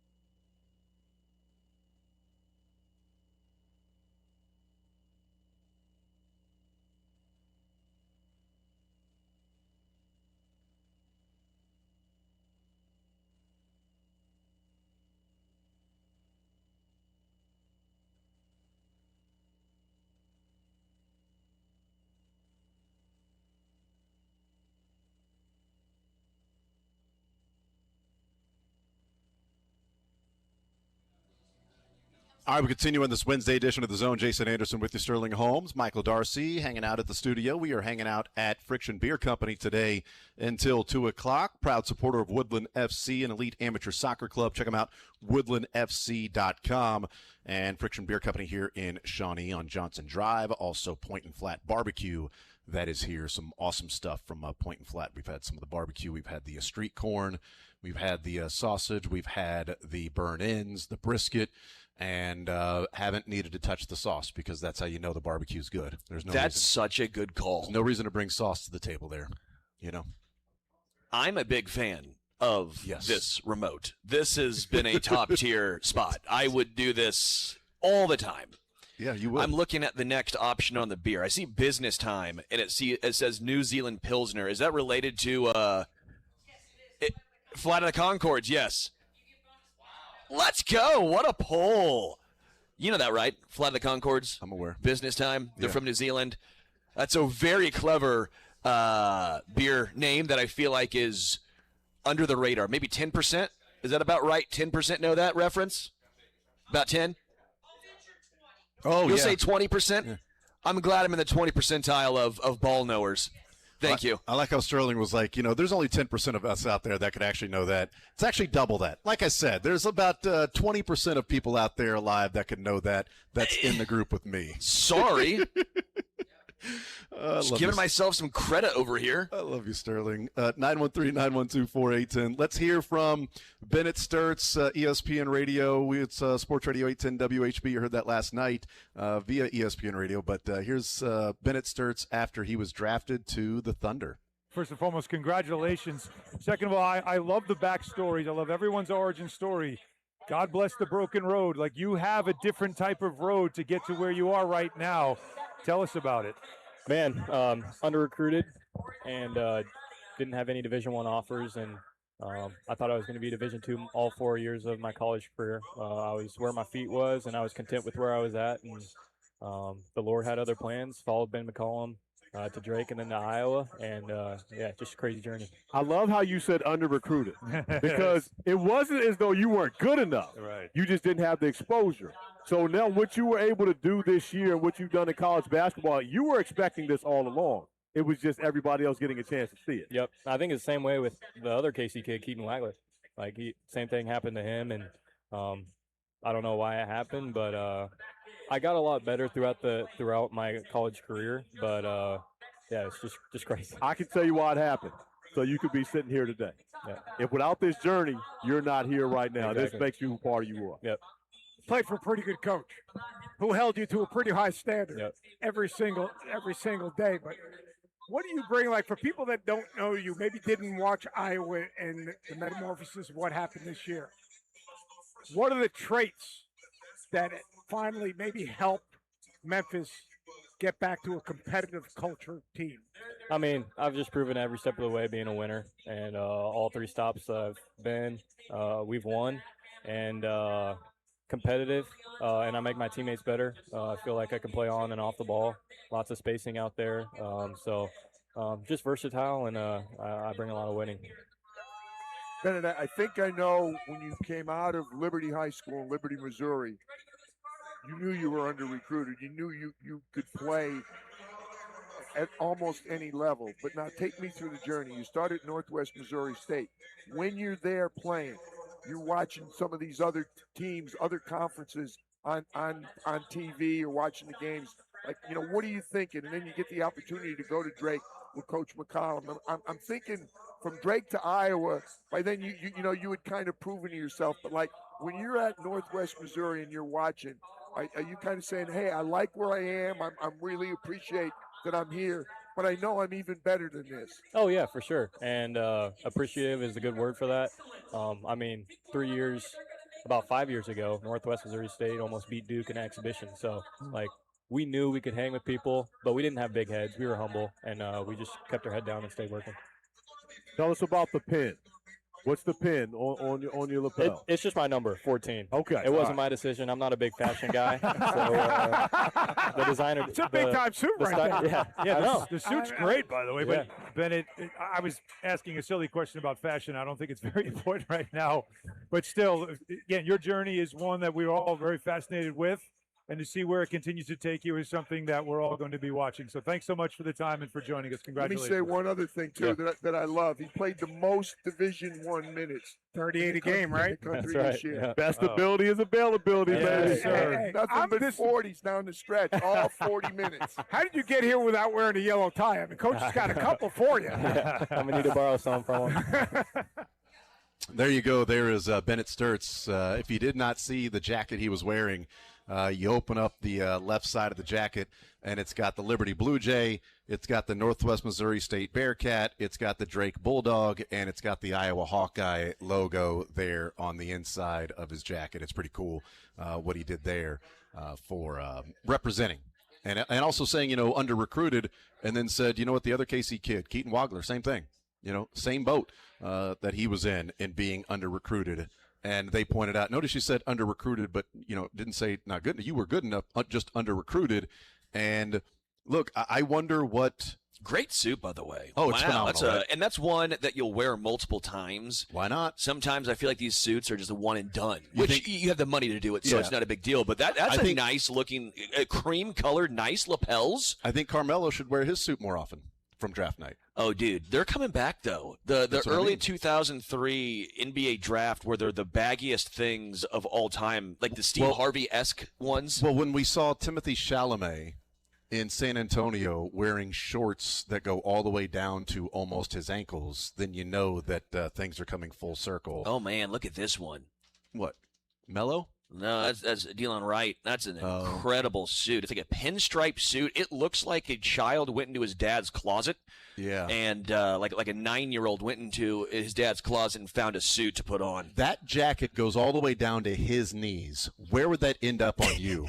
Is that a trench coat for you? That's a trench coat. That's a full-on coat all the way down to your feet. That keeps me warm in the wintertime. You could wear that like a Snuggie. Oh my gosh. I knew they were baggy. I didn't know that the 03 draft? Yeah, I didn't know that Dwayne Wade had a tablecloth draped over him. Oh, dude, he had some absolute baggy. I mean, look at Steve Harvey is jealous of these suits. Yeah. Wow. He should be, though. Those are good-looking suits, man. I'm telling you. Bring them back. Bring them back, yeah. Those aren't even like a single break. Like, you know how you'd have like single break, no break, quarter-inch break? Take your word for it. This is impeccable. Those are curtains. Michael gets annoyed at the no break. We have too much of that here on the show. I'm also wearing a baggy suit right now. That's just a jumpsuit, though. Now you're just dressed. You went from that's how coaches on the sideline dressed. Now they dress with the jumpsuit. What's great? They caught up to us in the radio world. Dwayne Wade talked about it, about how, he's wearing about the baggiest suit out there. And Dwayne goes, it's funny when I look back at it and I thought I was doing the right thing. He goes, I'm not going to go loud. I want to go something classic so that way in 20 years they're not going to go and talk about it, say, look how crazy this suit was. And he goes, well, they still found a way to talk about me because I did look like a deacon. It's like, but you don't know at the time. Like in 20 years, they might be making fun of the suits over the last couple of years that the pants go down just above the ankle and they taper off and they're tight at the ankle. And it's like, hold on, now you're not wearing socks with the loafers and your pantsuit stops, at, your above your ankle. Like in 20 years, I'm like, look at these weird, like, why don't you wear capri pants, man? Like, who knows what the style is going to be at that time.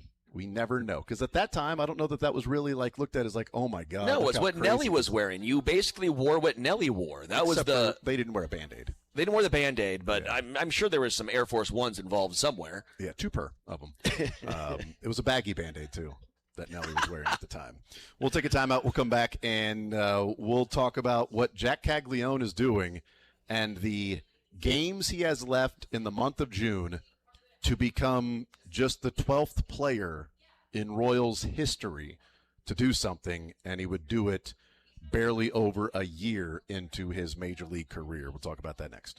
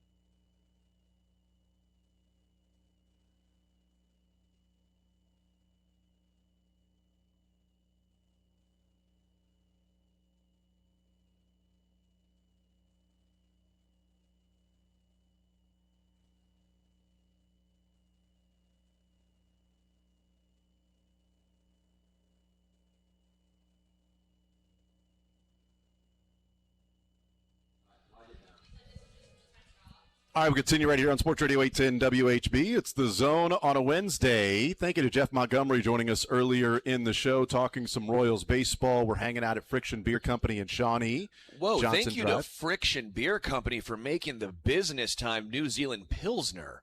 Is that what you just tried? Delectable. When it hits your lips.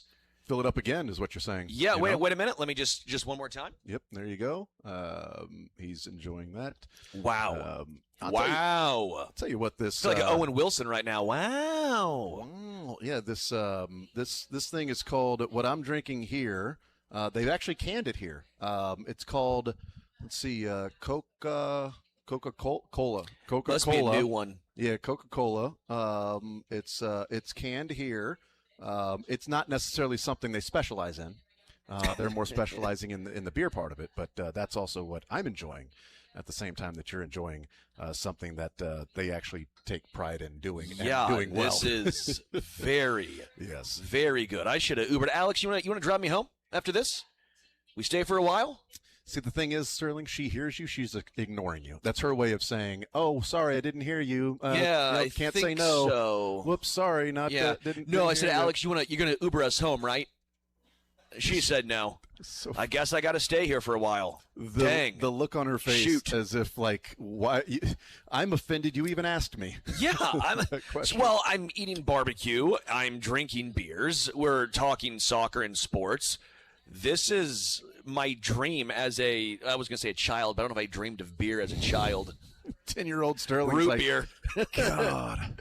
What I could just have beer, barbecue, and sports. What I'd give for a New Zealand Pilsner.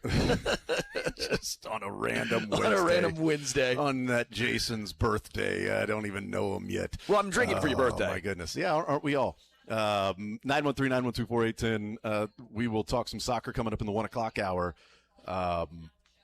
But we are hanging out here at Friction Beer Company, Johnson Drive in Shawnee, and Woodland FC, the elite amateur soccer club competing in the Midwest Premier League, out here supporting them as well as Friction Beer Company, a proud supporter of Woodland FC. They have Point and Flat Barbecue that is here right now, serving up their incredible barbecue that is here. It is awesome stuff. Never had it before, and I will absolutely be having it again very soon. We've got some prize packs we'll be giving away, so we'll do the drawing before the show is over at 2 o'clock. Just stop in here, Johnson Drive, Shawnee, at Friction Beer Company, and register. You're going to get a Woodland FC jersey. We got gift cards in there and some Friction Beer swag that you can win as part of one of those prize packs. Also have the soccer magazines, the World Cup magazines that we have with Sports Radio 810. We are handing those out to those that stop in today as well. Jack Caglione has 9 home runs in June. 9 of them in June so far. He had 2 multi-home run games in his career before the last 3 games. He now has 2 in his last 3 games. 2 multi-home run games in his last 3 games. He had 2 in his entire career before this stretch. But he's at 9 home runs in the month of June. 6 games left. 6 games left. He would be just the 12th player in Royals history with double-digit home runs in any calendar month. Out of all the players in all the years that the Royals have been playing, only 11 times has a player hit double-digit home runs. 11 players or 11 times? It's been 13 times by 11 players. Wow. A couple of players have done it twice. That's where the math would come in. I'd assume Salvador Perez, Jorge Soler. Those are the 2. Those are the 2 that have done it twice. Yeah. Yeah, that's those are the only 2 that have done it twice. But wow, ball knower right there. That would have been a good that's a sports or leisure it's a question. Damn fun. It will be. Well, there's a lot of those. There's a lot of those that are there. But he's also 3 home runs away from the all-time record of home runs in one calendar month, which is 12. But again, it's only been done 11 times in Royals history by different players. 11 players, 13 times, but 11 players in Royals history. He's barely a year into his career, and he's 1 home run away in his next 6 games to be put in the category of one of 12 players all time in Royals history to do that. That's the type of June he's having right now, is 3 home runs away from tying it of the all-time record. But just the tear, the stretch he is on, has been unbelievable. And obviously, when we're talking about 6 of those 9 home runs coming in the last 5 games, which you would think you got 6 games to only hit one of them just to join that group. I think what's so crazy about him is the effortless power to opposite field. It's why I was saying Adrian Gonzalez, because early in his career with the Padres, I mean, that's what he was doing. But I think what's crazy with Jack is that's when we saw him get hot. And I do think sometimes we overvalue or overrate the just take it to the other field, kid. Sometimes you're like, no, dude, you're just pull the ball. Like, do Mike Moustakas, hit the 40 home runs, but they're all going to be to right field. Great. But with Jack Caglione, we have seen a trend of him going up, or at least taking the opposite field or the outside pitch opposite field, and we're actually starting to see some launch angle behind it, because the first year and a half, or all of last year, which was basically a half a season, and then even the first half of this year, it was, well, look how hard he's hitting the ball, but it's right at a guy. Well, you can hit it 110, but if it's a ground out to second base or a line out, it doesn't help you. So he's really worked on getting that launch. Again, do we give credit to Zumwalt or someone? Because the launch angle does seem to be higher. I mean, we saw him get one out at over 40 degrees launch angle. You know how hard that is to get a home run out? I think it was 44 degrees. It's tough. It's incredible. Yeah. That's how strong he is. He's got to lift it. It's working. Yeah, I'm totally fine with a guy that's pulling in the air, because that's where you hit a lot of home runs in Major League Baseball, is the pull side hitting fly balls. 3 of these 6 home runs for Jack have been to the left side of second base. Yes. That's what's been really impressive. The home run last night, after he hit the one 550 feet, the home run to center field was to the left side of second base to center field, and he's also got 2 opposite field home runs in these 6. It's not just that he's crushing the right field bullpen.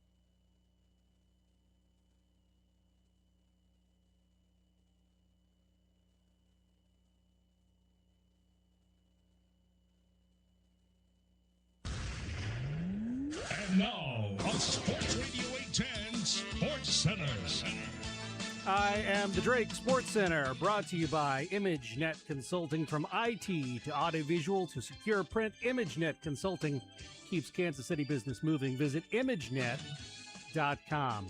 If you were listening to the first round of the NBA draft on Sports Radio 810 WHB last night, you heard lots of local ties. KU's Darren Peterson was taken second overall by the Jazz. Shawnee Mission Northwest grad Keaton Wagler was drafted number 5 by the Clippers. Liberty's Bennett Sturtz, a former Drake Bulldog, went 16 and then was traded to Oklahoma City. The draft continues tonight. Hear it after Hawk Talk with Bill Self and the Crossroads Soccer Show with Beasler and Bukaty. Royals hope to continue last night's scoring outburst in Tampa at 5:40. Noah Cameron 4-4 versus Jacks 2-5. This is Sports Center.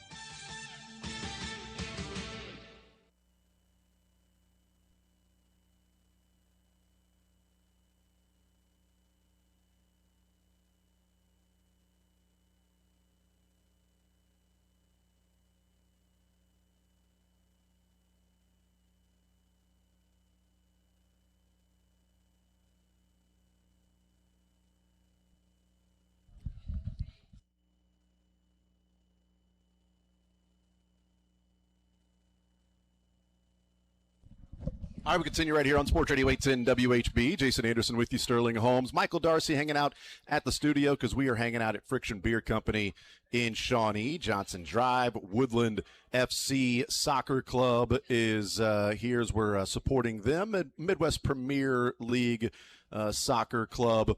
You can go to woodlandfc.com. Point and Flat Barbecue is here serving up some fantastic barbecue. We've got the prize packs we're going to be doing the drawing for coming up just before 2 o'clock. Let's talk a little soccer as the United States gets underway again tomorrow. Kansas City hosting yet another match tomorrow. There are many matches in action coming up today, starting an hour from now with Switzerland and Canada in a winner-take-all for Group B. We've got Czechia and Mexico later on tonight.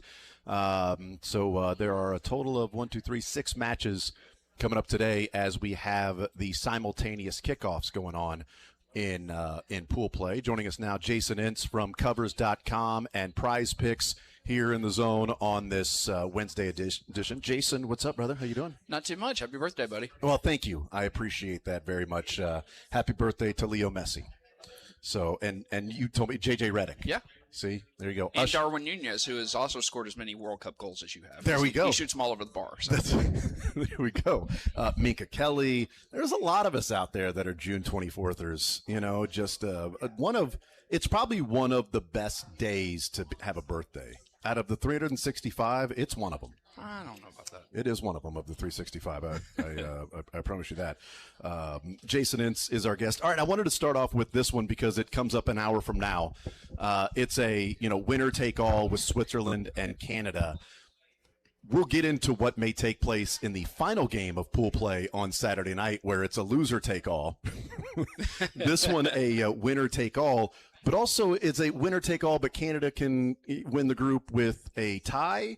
So, what's the importance of this initial match to get the day started an hour from now with Switzerland and Canada? So, the biggest thing on this is whoever finishes second place, Mexico, in Mexico City. Oh. And that is not something you want to do. Mexico has been there's a lot of travel involved in this year's World Cup more than any other. We actually did, one of the guys that covers, Chris Vasil, did a terrific breakdown pre-tournament talking about how Spain, for example, if they were to win their group and go all the way, they'd have to fly over 7,000 miles. Whoa. Mexico hasn't had to do that. Mexico gets to play 3 of their first 4 matches in the Azteca, and the other one was in Guadalajara. So they're fresh, they're ready to go. Finishing second in this group, you have to play them at Azteca. So Switzerland has every reason to go out and get the win. Canada can just sit back. They can sit back. They can hit on the counterattack. They might be able to rotate a couple players, which might be important. Seeing as if you didn't see the injury the other night, do not go and watch it. Their midfielder Kone got his leg snapped in half, and Fox is like, "Hey, let's zoom in on that," while he's sitting on the ground, not realizing that his leg had been snapped in half. They do like to show the ultra slow-mos. They didn't in this one. They didn't do that ultra slow-mo. Dang it. They zoomed in on him because he was just kind of sitting there with a shocked look on his face, and then you just see it, and you're like, "Oh, that's a bone." Ew. Yeah, that's not great. But then the other match, obviously, and I'm trying to preempt you, Bosnia-Qatar. That's going to be the fun one because both teams can advance. There's no guarantee. Goal differential. So this year's World Cup is different in that head-to-head is the primary tiebreaker. Goal differential comes in second. So for these guys, goal differential will come into play, though, because the top 8 teams out of the 12 third-place finishers go through. And according to article in The Athletic this morning, if you have a -1 goal differential or higher, then your odds of going through are 98%. If it's below that, it drastically drops. Bosnia is probably going to win this match, but they're -3 goal differential. Oh, wow. So they need to not only win, they need to win by multiple goals. So it's going to be a fun day. It's going to be a day where all 4 teams are kind of going for broke for the most part, other than maybe Canada. But it's going to make for very entertaining viewing in this first window. Visiting with Jason Entz, covers.com and Prize Picks. The U.S. gets in action tomorrow, and it's been a different World Cup because we're going into the third game of group play, and there's nothing on the line for the United States. And it's not because they've already been eliminated. There's nothing on the line because they took care of business in their first 2 matches, and they've won the group. There's nothing on the line because Turkey is also eliminated. So it's week 18.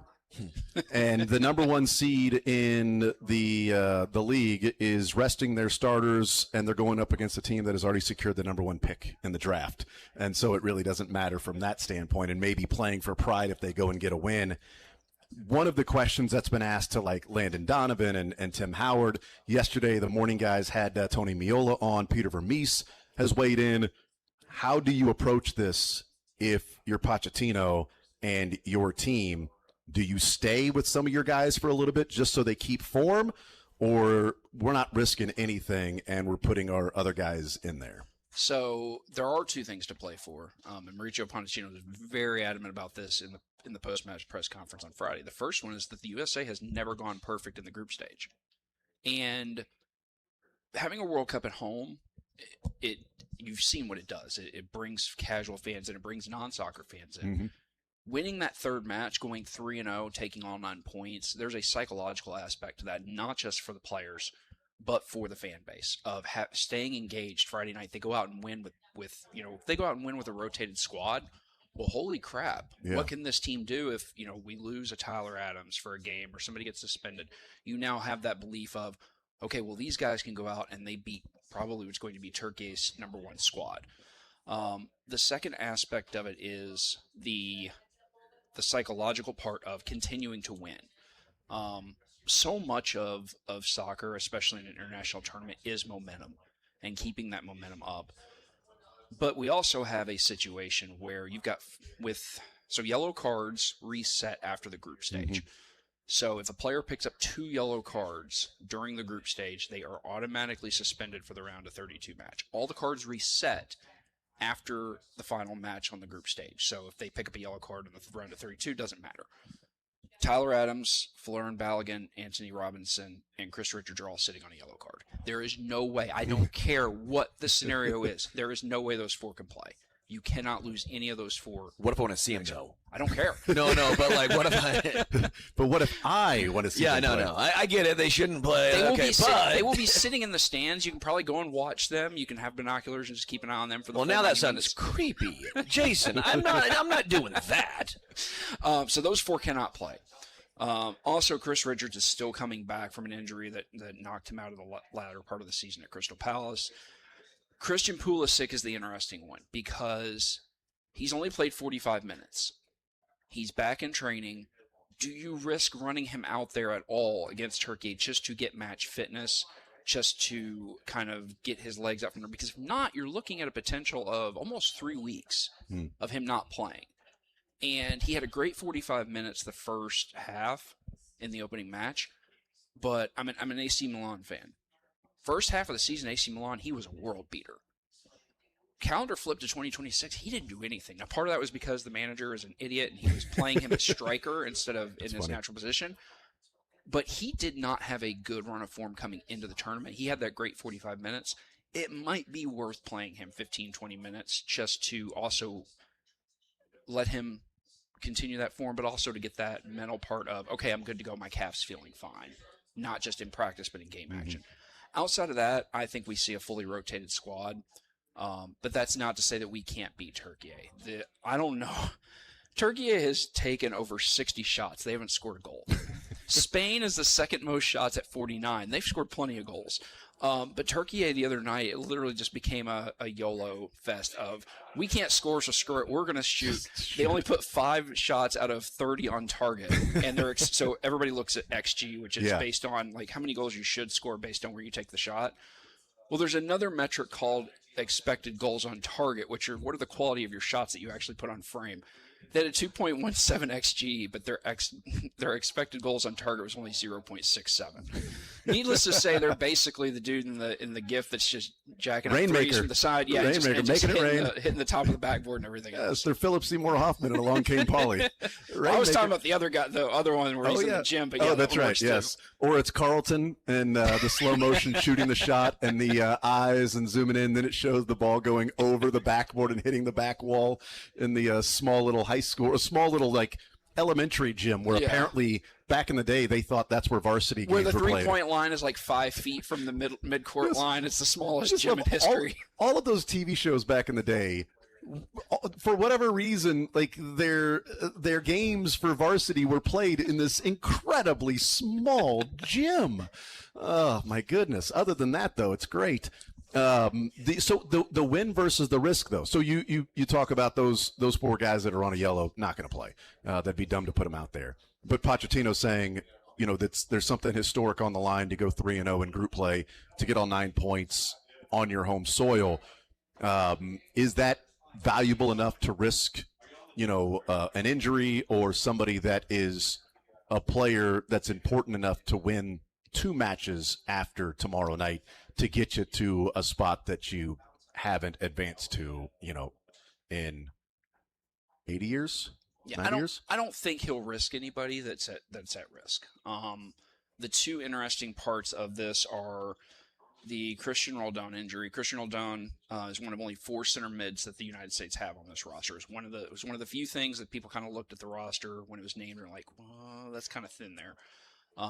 So with him and Tyler Adams both missing, it's going to create kind of an interesting situation on who he plays at that double pivot. There's a possibility that Malik Tillman could drop back. There's a possibility that Freeman could push forward. So I'll be interested to see what he does there. But this also allows him the opportunity to experiment, to look at, because he had talked about before the tournament of possibly playing Brendan Aronson in the center midfield. And this is a guy that's always played up top or on the wing, especially for Leeds United.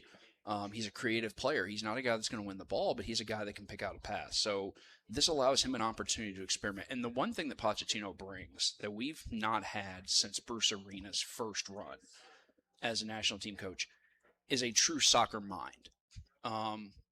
No offense to Greg Berhalter and everybody that's come before him, but it's always kind of been, we have a system, we play a 4-3-3 or we play a 4-4-2, and this guy goes here, and if he can't play, then we put this guy here. And this is how we're going to play, and we need Landon Donovan or we need Clint Dempsey to go out and do something for us to make a goal. Pochettino has put 2 different formations out, 2 different styles of tactics out in the first 2 matches, and he's done both brilliantly in that they are designed to take away the best playmaker for the other team. Like the first match against Paraguay, we put 4 goals past a team that allowed 10 in 18 matches.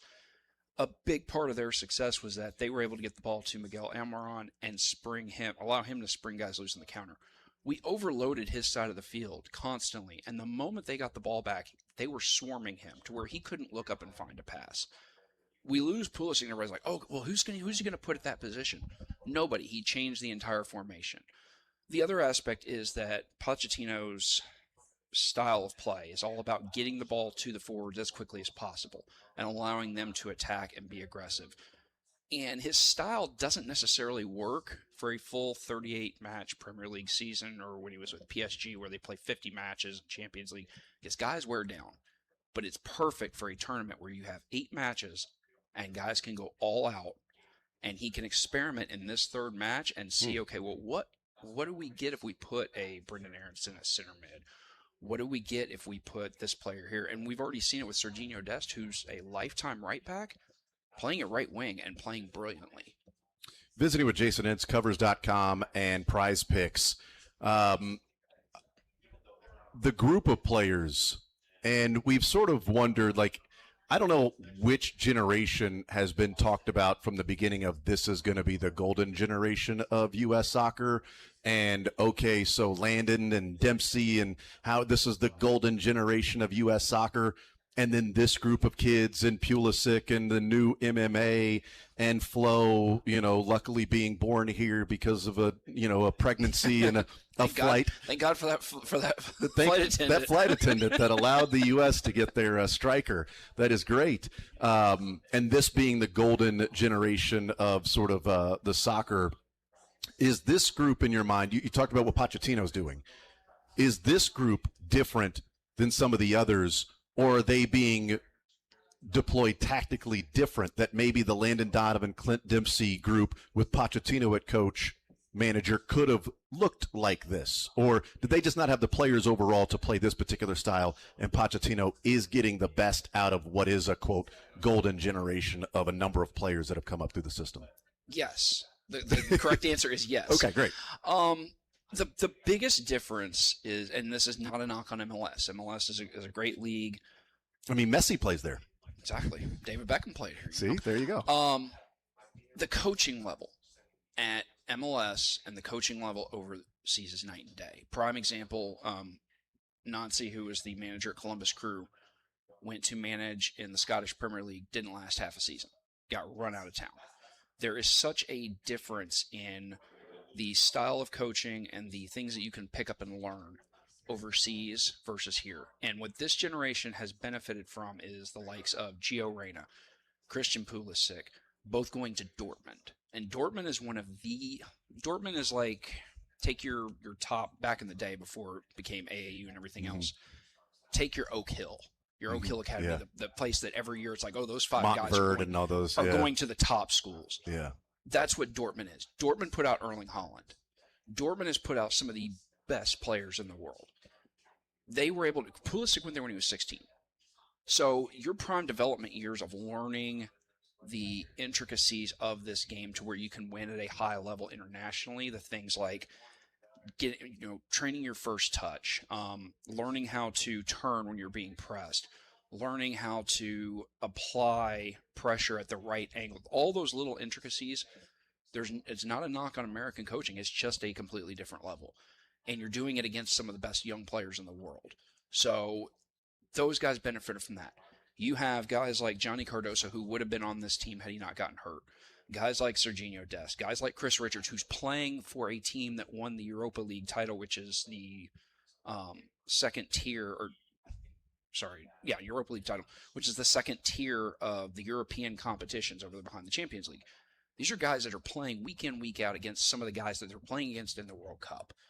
And the drop-off in talent between playing against those guys, training with those guys, from there to MLS is night and day. This core team is almost all European. And it cannot be understated how important that is for their development, for their ability to learn how these other teams operate, especially once we get into these later stages when they're going up against possibly teams like Spain, like Holland, like Germany. They're no longer looking at these guys, we have to play our best and we've got to grit it out. No, we can now go toe-to-toe with them tactically. Maybe not, 1 through 9, but we can go toe-to-toe with them tactically. And we also know what they do because we've got guys who've played against them. If we come up against a Norway, Chris Richards has played against Erling Haaland. He has that experience. That's not something that you can replicate, and that's not something that any of our previous teams had. That's interesting.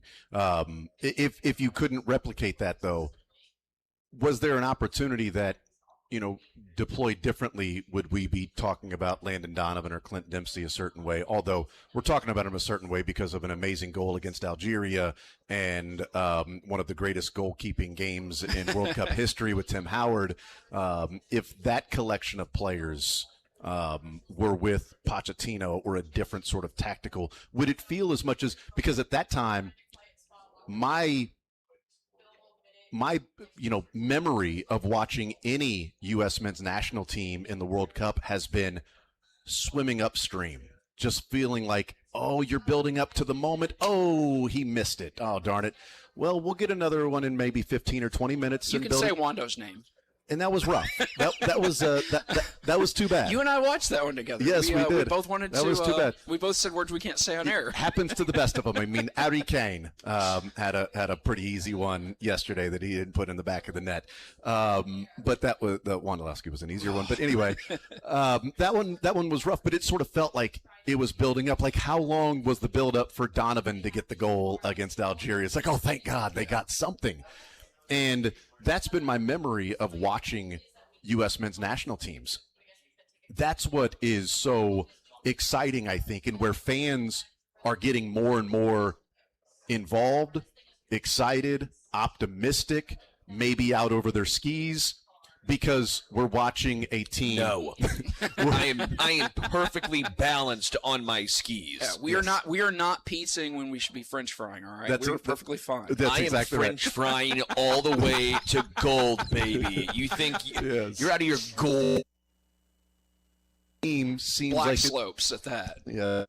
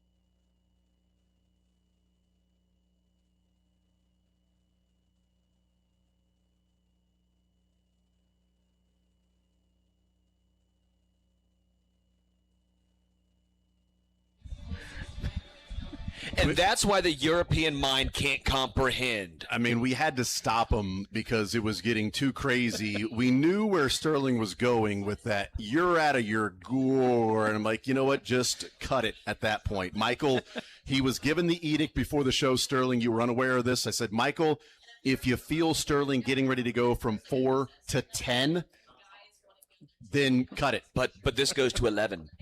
Oh, that's a good point. It does. So does that beer, apparently. Goes to 11, too. Also, we are here at Friction Beer Company. Man, it was just getting rolling when we went to break. But I appreciate Michael actually listening and doing what I asked him to do. Don't let Sterling get going. Keep the cuffs on him. Yeah, don't let me get going like USA Soccer, baby. It's called going. America. Learn about it. Yeah, they're going, man. But I was getting to, at some point I was going to ask a question. I don't know, because I was talking about, out over the skis or overconfidence with some of the different U.S. Fans, or what it could have been in 2014 with Pochettino. But let's move on from that. I do want your thoughts on, as we've seen from these first two matches, from what you thought the U.S. could do or the range they could go to, has that changed after watching Pochettino in these first two matches? The players, the form, what we've seen, hopefully a healthy Pulisic for an entire 90 minutes or however long he needs to be in there to help them win. Is that range of where they can get to, has that changed in your mind after watching the last two matches? Absolutely. Full disclosure, going into the tournament, I had the USA finishing second in their group, losing to Turkey. Turkey has two of the best young attackers in the entire world. Was that more about Turkey or more skepticism of the U.S.? It was a combination of the two. I was worried, and again, full credit to Pochettino, he never showed his hand during all these warm-up friendlies. It was always three at the back. It was always, we're going to run Dest as a wing back. We never saw any of the stuff that we're seeing right now. My biggest concern was the way that we allowed pressure, especially in our friendly against Senegal. Tim Ream is 38. He's slow. He cannot handle guys running at him directly. Sadio Mane in that match had just ran at him for 40 yards, and he was just backpedaling for his life. And I'm looking at that, I'm like, okay, well, if Kenan Yildiz does that to us for Turkey, we're in trouble. I didn't expect Turkey to just completely implode the way that they did, but I also, again, did not expect Pochettino to work the magic that he has and just flip a switch with this team. We didn't see anything like this in the warm-ups. The other part was Pulisic's form. He was awful this spring at AC Milan. That was not all his fault, but it was a concern coming into it. So looking at that and extrapolating how that would play out with the group, it led to a second-place finish, and it led to a round of 16 matchup with Argentina. And look, I love the U.S. national team. You lose to Argentina and Messi, you tip your hat, you go home. That's changed now because you look at the pathway that we have now, and you're looking at a situation where there's no reason why this team can't make the quarterfinals. Now, I won't say we go past that because the way that FIFA – well, look, if we can beat Spain, then by all means. But can you beat Spain, France, Argentina? Yeah. Well, so Spain will be feeling the pain. Come on, baby. The way was kind of lame. The way that FIFA set this tournament up, they took those top four teams and they made sure that they put them in separate regions. So if things play out the way they're supposed to, it's going to be Argentina, England, Spain, and France in that Final Four. Any team that crashes that has overachieved, in my opinion, although what we saw with England yesterday. Yeah, right. Netherlands, for me, is a dark horse. If the U.S. can finish in the top 8, that's phenomenal. Yeah, there is no shame. That's like reaching the Elite 8 in NCAA tournament. It's been a good season. It may not be what you want, but especially if you're a lower seed or you're not one of those 1 or 2 seeds, that's still a great achievement. If you lose to the national champion in the Elite 8, nobody's going, oh, man, we had a bad season. Mm-hmm. So Missouri fans are familiar with getting Yeah. So, how much do you give home field advantage, by the way? Like, I've been trying to say in NFL, it's 3 points? Typically about 3 points, Unless right? you're the Chargers, then it doesn't matter. Then it doesn't matter. But, we know how much it means in, I think, college sports specifically. Yeah. How much does it matter? I mean, USA playing, I know it's not, there's not like a home. It's not like, oh, we're the Kansas City Eagles, USA Eagles. I don't know. They don't really have a slogan, I guess. But, they're playing on their home field, home pitch. How much does that matter, or does it matter less in soccer? I think it matters here, and this was the other point I was going to get to, so it's a terrific segue.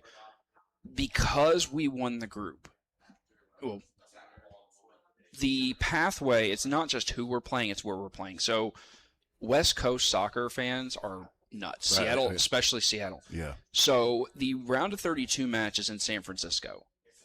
If they win that, the round of 16 is at Seattle. Oh, that's awesome. So, and again, right now, if things play out the way they're going, which is a teaser for later, we would be playing Algeria in the round of 32, and we would be playing the winner of Egypt and Czechia in the next round.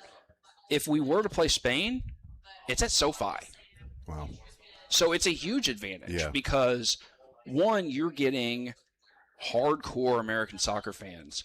You're getting stadiums that are built perfectly for, because we could be playing them in Toronto. We could be playing them in Mexico. We're playing them on American soil.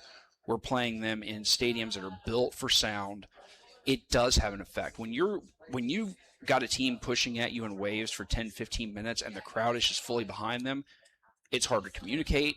It's hard psychologically to continue to stay in space, to stay in formation.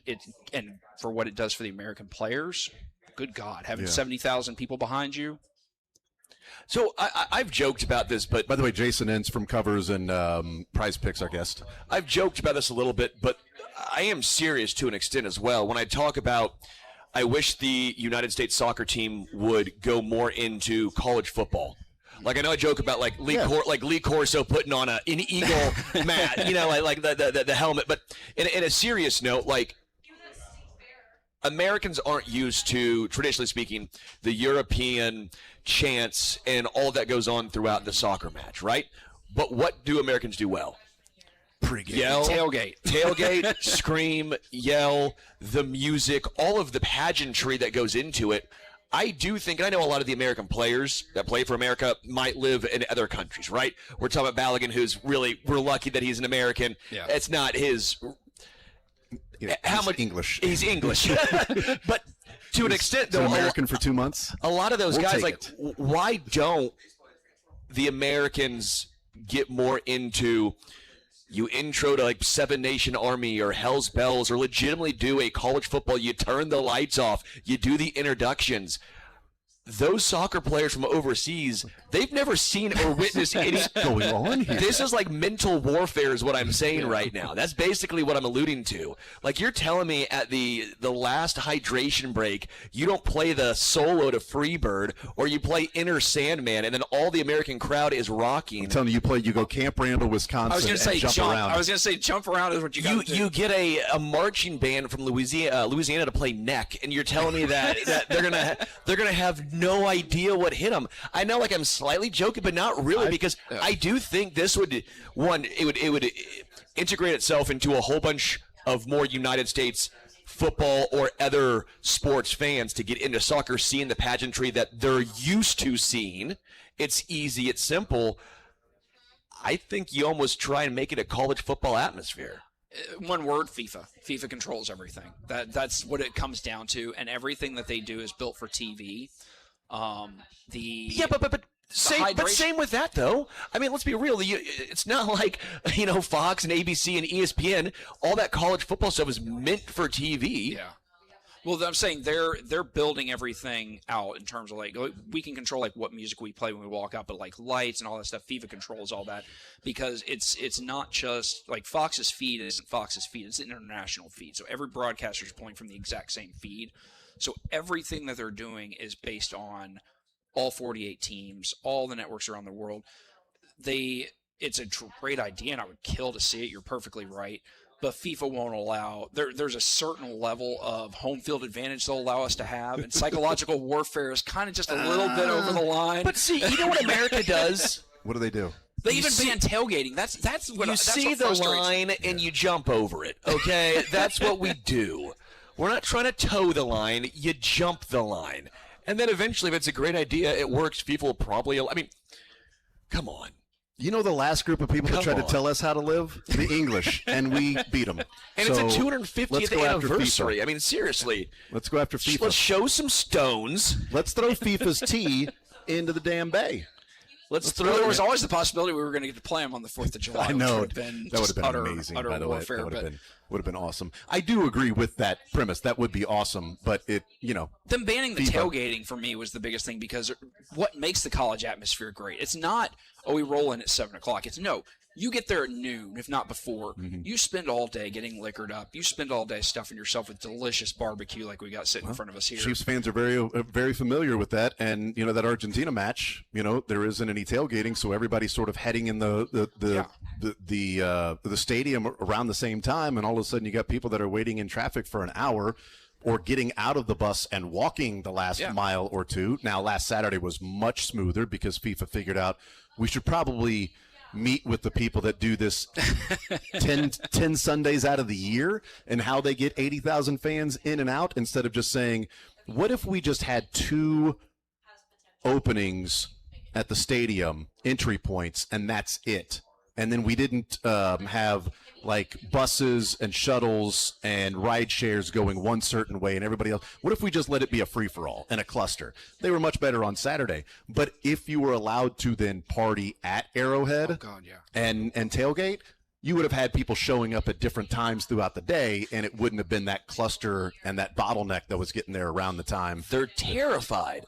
Because every other country will see how great it is and go, oh my gosh, why have we not been doing this?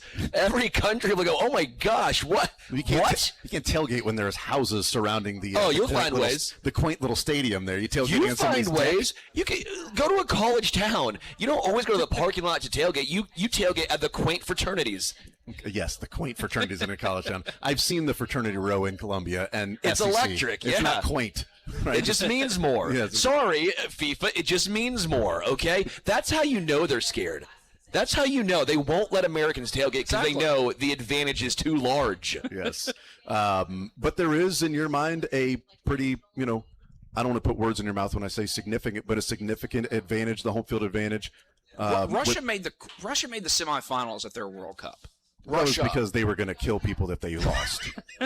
But anyway, history has shown there's a significant home field advantage. Yeah. It's one, you're not one thing that I think a lot of people forget about is if you've traveled overseas, it takes your body days to adjust. Now they've got a lot more time this time around because of the longer World Cup, but that stuff wears on you. You're also away from your home for 2, 3, 4 weeks. These guys aren't. They flew home half of them flew home for Father's Day. They went home and they came back. Little things like that where you have your family that's nearby. You have familiar language. You have familiar places that you're at. Your body is acclimated to where you're at. It plays a huge advantage when you are playing in front of your home. The other thing, too, you will always have supporters at your matches. And some of these countries, people come over for group stage. They don't expect their team to go on. Most of them have to go back home. They don't have, money set aside for the group stage. For the knockout round. If, Curacao, not that they're going to get through, but Curacao, Cape Verde, nations like that, if they get to the knockout stages, all their fans aren't staying. They're not going to have that atmosphere. We're always going to have that atmosphere because we have a ton of people that we can sell tickets to if they bring the prices down. That's a big if, though, if they were to bring the prices down. Let's take a break. On the other side, I want to get Jason's thoughts on the controversial change with the hydration breaks in some 70-degree weather games, which has been nice. We'll talk a little bit about that. And then what could be in store in Kansas City on Saturday night in the final game of pool play for the World Cup in Algeria versus Austria in a lose-off for that entire match. The loser becomes the winner.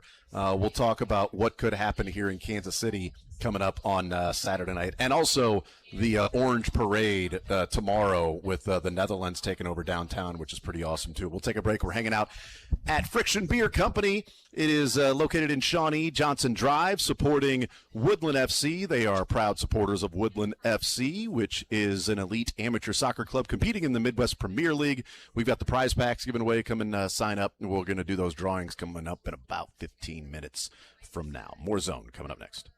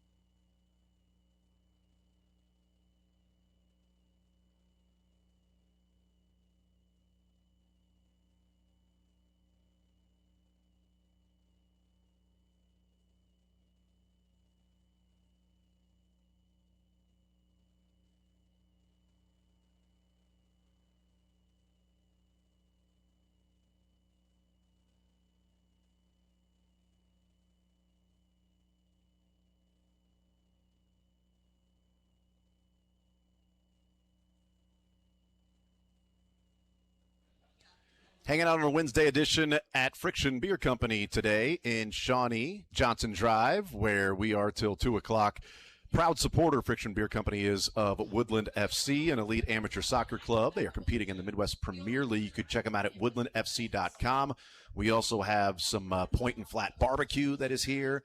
Great stuff from them. Fantastic barbecue. And the prize packs we're going to be giving away, doing a drawing in about 10 minutes from now.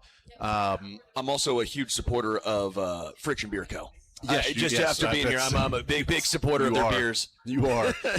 Jason Entz covers and Prize Picks is our guest that covers and writes and talks about soccer. The one of the controversial discussions has been the hydration breaks. Are you a fan of the hydration breaks? Do you hate them? Is it a scourge on humanity? Is it, maybe some guys can be, because I've heard some nationally is like, this is dumb. This is changing the game. You're offering strategy in the middle of it. Peter Vermees said, well, you've got guys that are in better form at the end of the game. You got premier players with premier stamina left in better form. So what's wrong with the best players looking like the best? What do you make of the quote unquote hydration breaks, which are just commercial breaks? It's literally what it is. Yeah. It's commercialized, and that's why they are still doing them for the indoor matches, is because, one, on a day like today where all the matches have to be played simultaneously, they don't just kick off at the same time. They hold the second half kickoff to be simultaneous. You can't have one match that ends 3, 4, 5 minutes earlier than the other one. I see. They're still doing it for that. But the other part is you're not going to sell advertisement for those 2 blocks for a game for Boston and then not sell it for Dallas. Yeah. They're going to get that revenue. So, or on the randomness of, hey, if the weather is 95 plus, then we will take a hydration break, and you'll get your commercial that will play, but give us the money on the off chance that happens. So I think the interesting part of this is that Peacock and Telemundo have these Spanish rights. They don't cut to commercial. Internationally, they're not cutting to commercial. The only people cutting to commercial is Fox. So take that as you will. In terms of the impact on the match, if it's a match that is 95 degrees, you need to have it for player safety. For these other matches, it is unnecessary, and it's an unfair advantage. There have been, to whoever is thriving at that moment, there have been multiple matches where one of the teams has the other one pinned back. In soccer, a lot of soccer matches have an ebb and flow. You may have a really good team like a France, but when they played Senegal had a 10 to 15 minute stretch where France couldn't get out of their half. Senegal didn't do anything with it, but they kept coming in wave after wave after wave. The other night when Senegal played Norway, same thing, wave after wave after wave in the second half. When you have that break in the middle of it, you give Norway the opportunity to break that, break up the rhythm for 2 to 3 minutes. You've killed the momentum, you've killed the vibe. That is huge. It's a massive advantage for the team that is under siege at that moment. And it's an unnecessary one, especially if you're playing in a dome. Yeah. But everything is about money, as we know. Yes. It's commercial. It's going to not only happen now, I wouldn't be shocked if within the next 5 years it permeates to Premier League, Champions League, MLS, all these competitions. Interesting. I bet MLS probably first because it'd be easier with it being Fox in America. Yeah. Yeah, that would be easier. Coming up on Saturday, so the U.S. plays tomorrow, the Netherlands tomorrow in Kansas City. Not the U.S. versus Netherlands, but U.S. in action after the match that's going to be in Kansas City with the Netherlands and the Orange March and everything that I was very, very excited to be a part of tomorrow downtown. But on Saturday, the final match of group play in Kansas City before we get the 2 knockout stage matches, Algeria and Austria. So is this going to be a just kick the ball back and forth for 90 minutes, or is this going to be a race to be the loser in this particular match? Like, neither of them want to win because the winner will then more than likely play Spain in the first round. So what happens in Kansas City in the final pool play match? Are we going to see this craziness that is either unbelievable to watch and entertaining or an embarrassment, whatever? The eye of the beholder will view it different ways. So do you remember the South Park episode where the kids are playing Little League Baseball and they're like, we don't want to win. And so they're like hitting the top of the kid's bat with the pitch and putting the ball into play. It's not going to be that bad. But it's really going to be interesting because, first of all, we'll know it's the final block of matches. Yeah. So we'll know going into that who is set up where. If Austria wins, I'm trying to remember the exact scenario here. So Austria has the advantage right now over Algeria. So if it's a draw, they go through as the second place team. If they win, they go through as the second place team. If Algeria wins, they go through as the second place team. Third place team is most likely going to face Spain. Second place team. Do not want. Yeah, second place team is going to face Spain. not want. Yeah, the European champions. So Algeria doesn't have a reason to go out and win. Jordan is eliminated. Algeria beat Jordan. So head-to-head is now the primary. It's no longer goal differential. This would be completely different if goal differential were still in play. Wow. But because they beat Jordan, they are ahead of Jordan. Now, they're like the LeBron of soccer, then. They beat Jordan. Go ahead. Exactly. So the interesting thing is going to be, first of all, does one of the teams roll out nothing but backups? Well, we rolled a team out. We didn't intentionally try to lose. We were just overwhelmed. We couldn't help it that they do you think teams do this? I mean, at some point, have some civic pride. Oh yes, they do. They absolutely do. That's so soft to me. Like I get it to an extent, but you always try and win. You're an athlete. You're competitive. As a competitive dude, give me your best. I want to try and beat the best. They want to try to win that round of 32 match, which is easier to do against when you're not playing Spain. Yeah, easier to do against. So what do you think? Do you think we'll see just the kicking the ball around, or will we see a 23-22 final with each team doing own goals the entire time? I want chaos. I want absolute chaos. See, Sterling, that's what you should be rooting for, is chaos. I always root for chaos, but I want chaos in a I want to win this damn thing. No. Chaos. Might be the highest scoring match in World Cup history. That would be awesome. Bet on everybody. As somebody who has more than 10 own goals in the tournament, I'm very hopeful for that bet cashing on. Yeah, how do you have a match where there's 20 goals scored by each team, yet nobody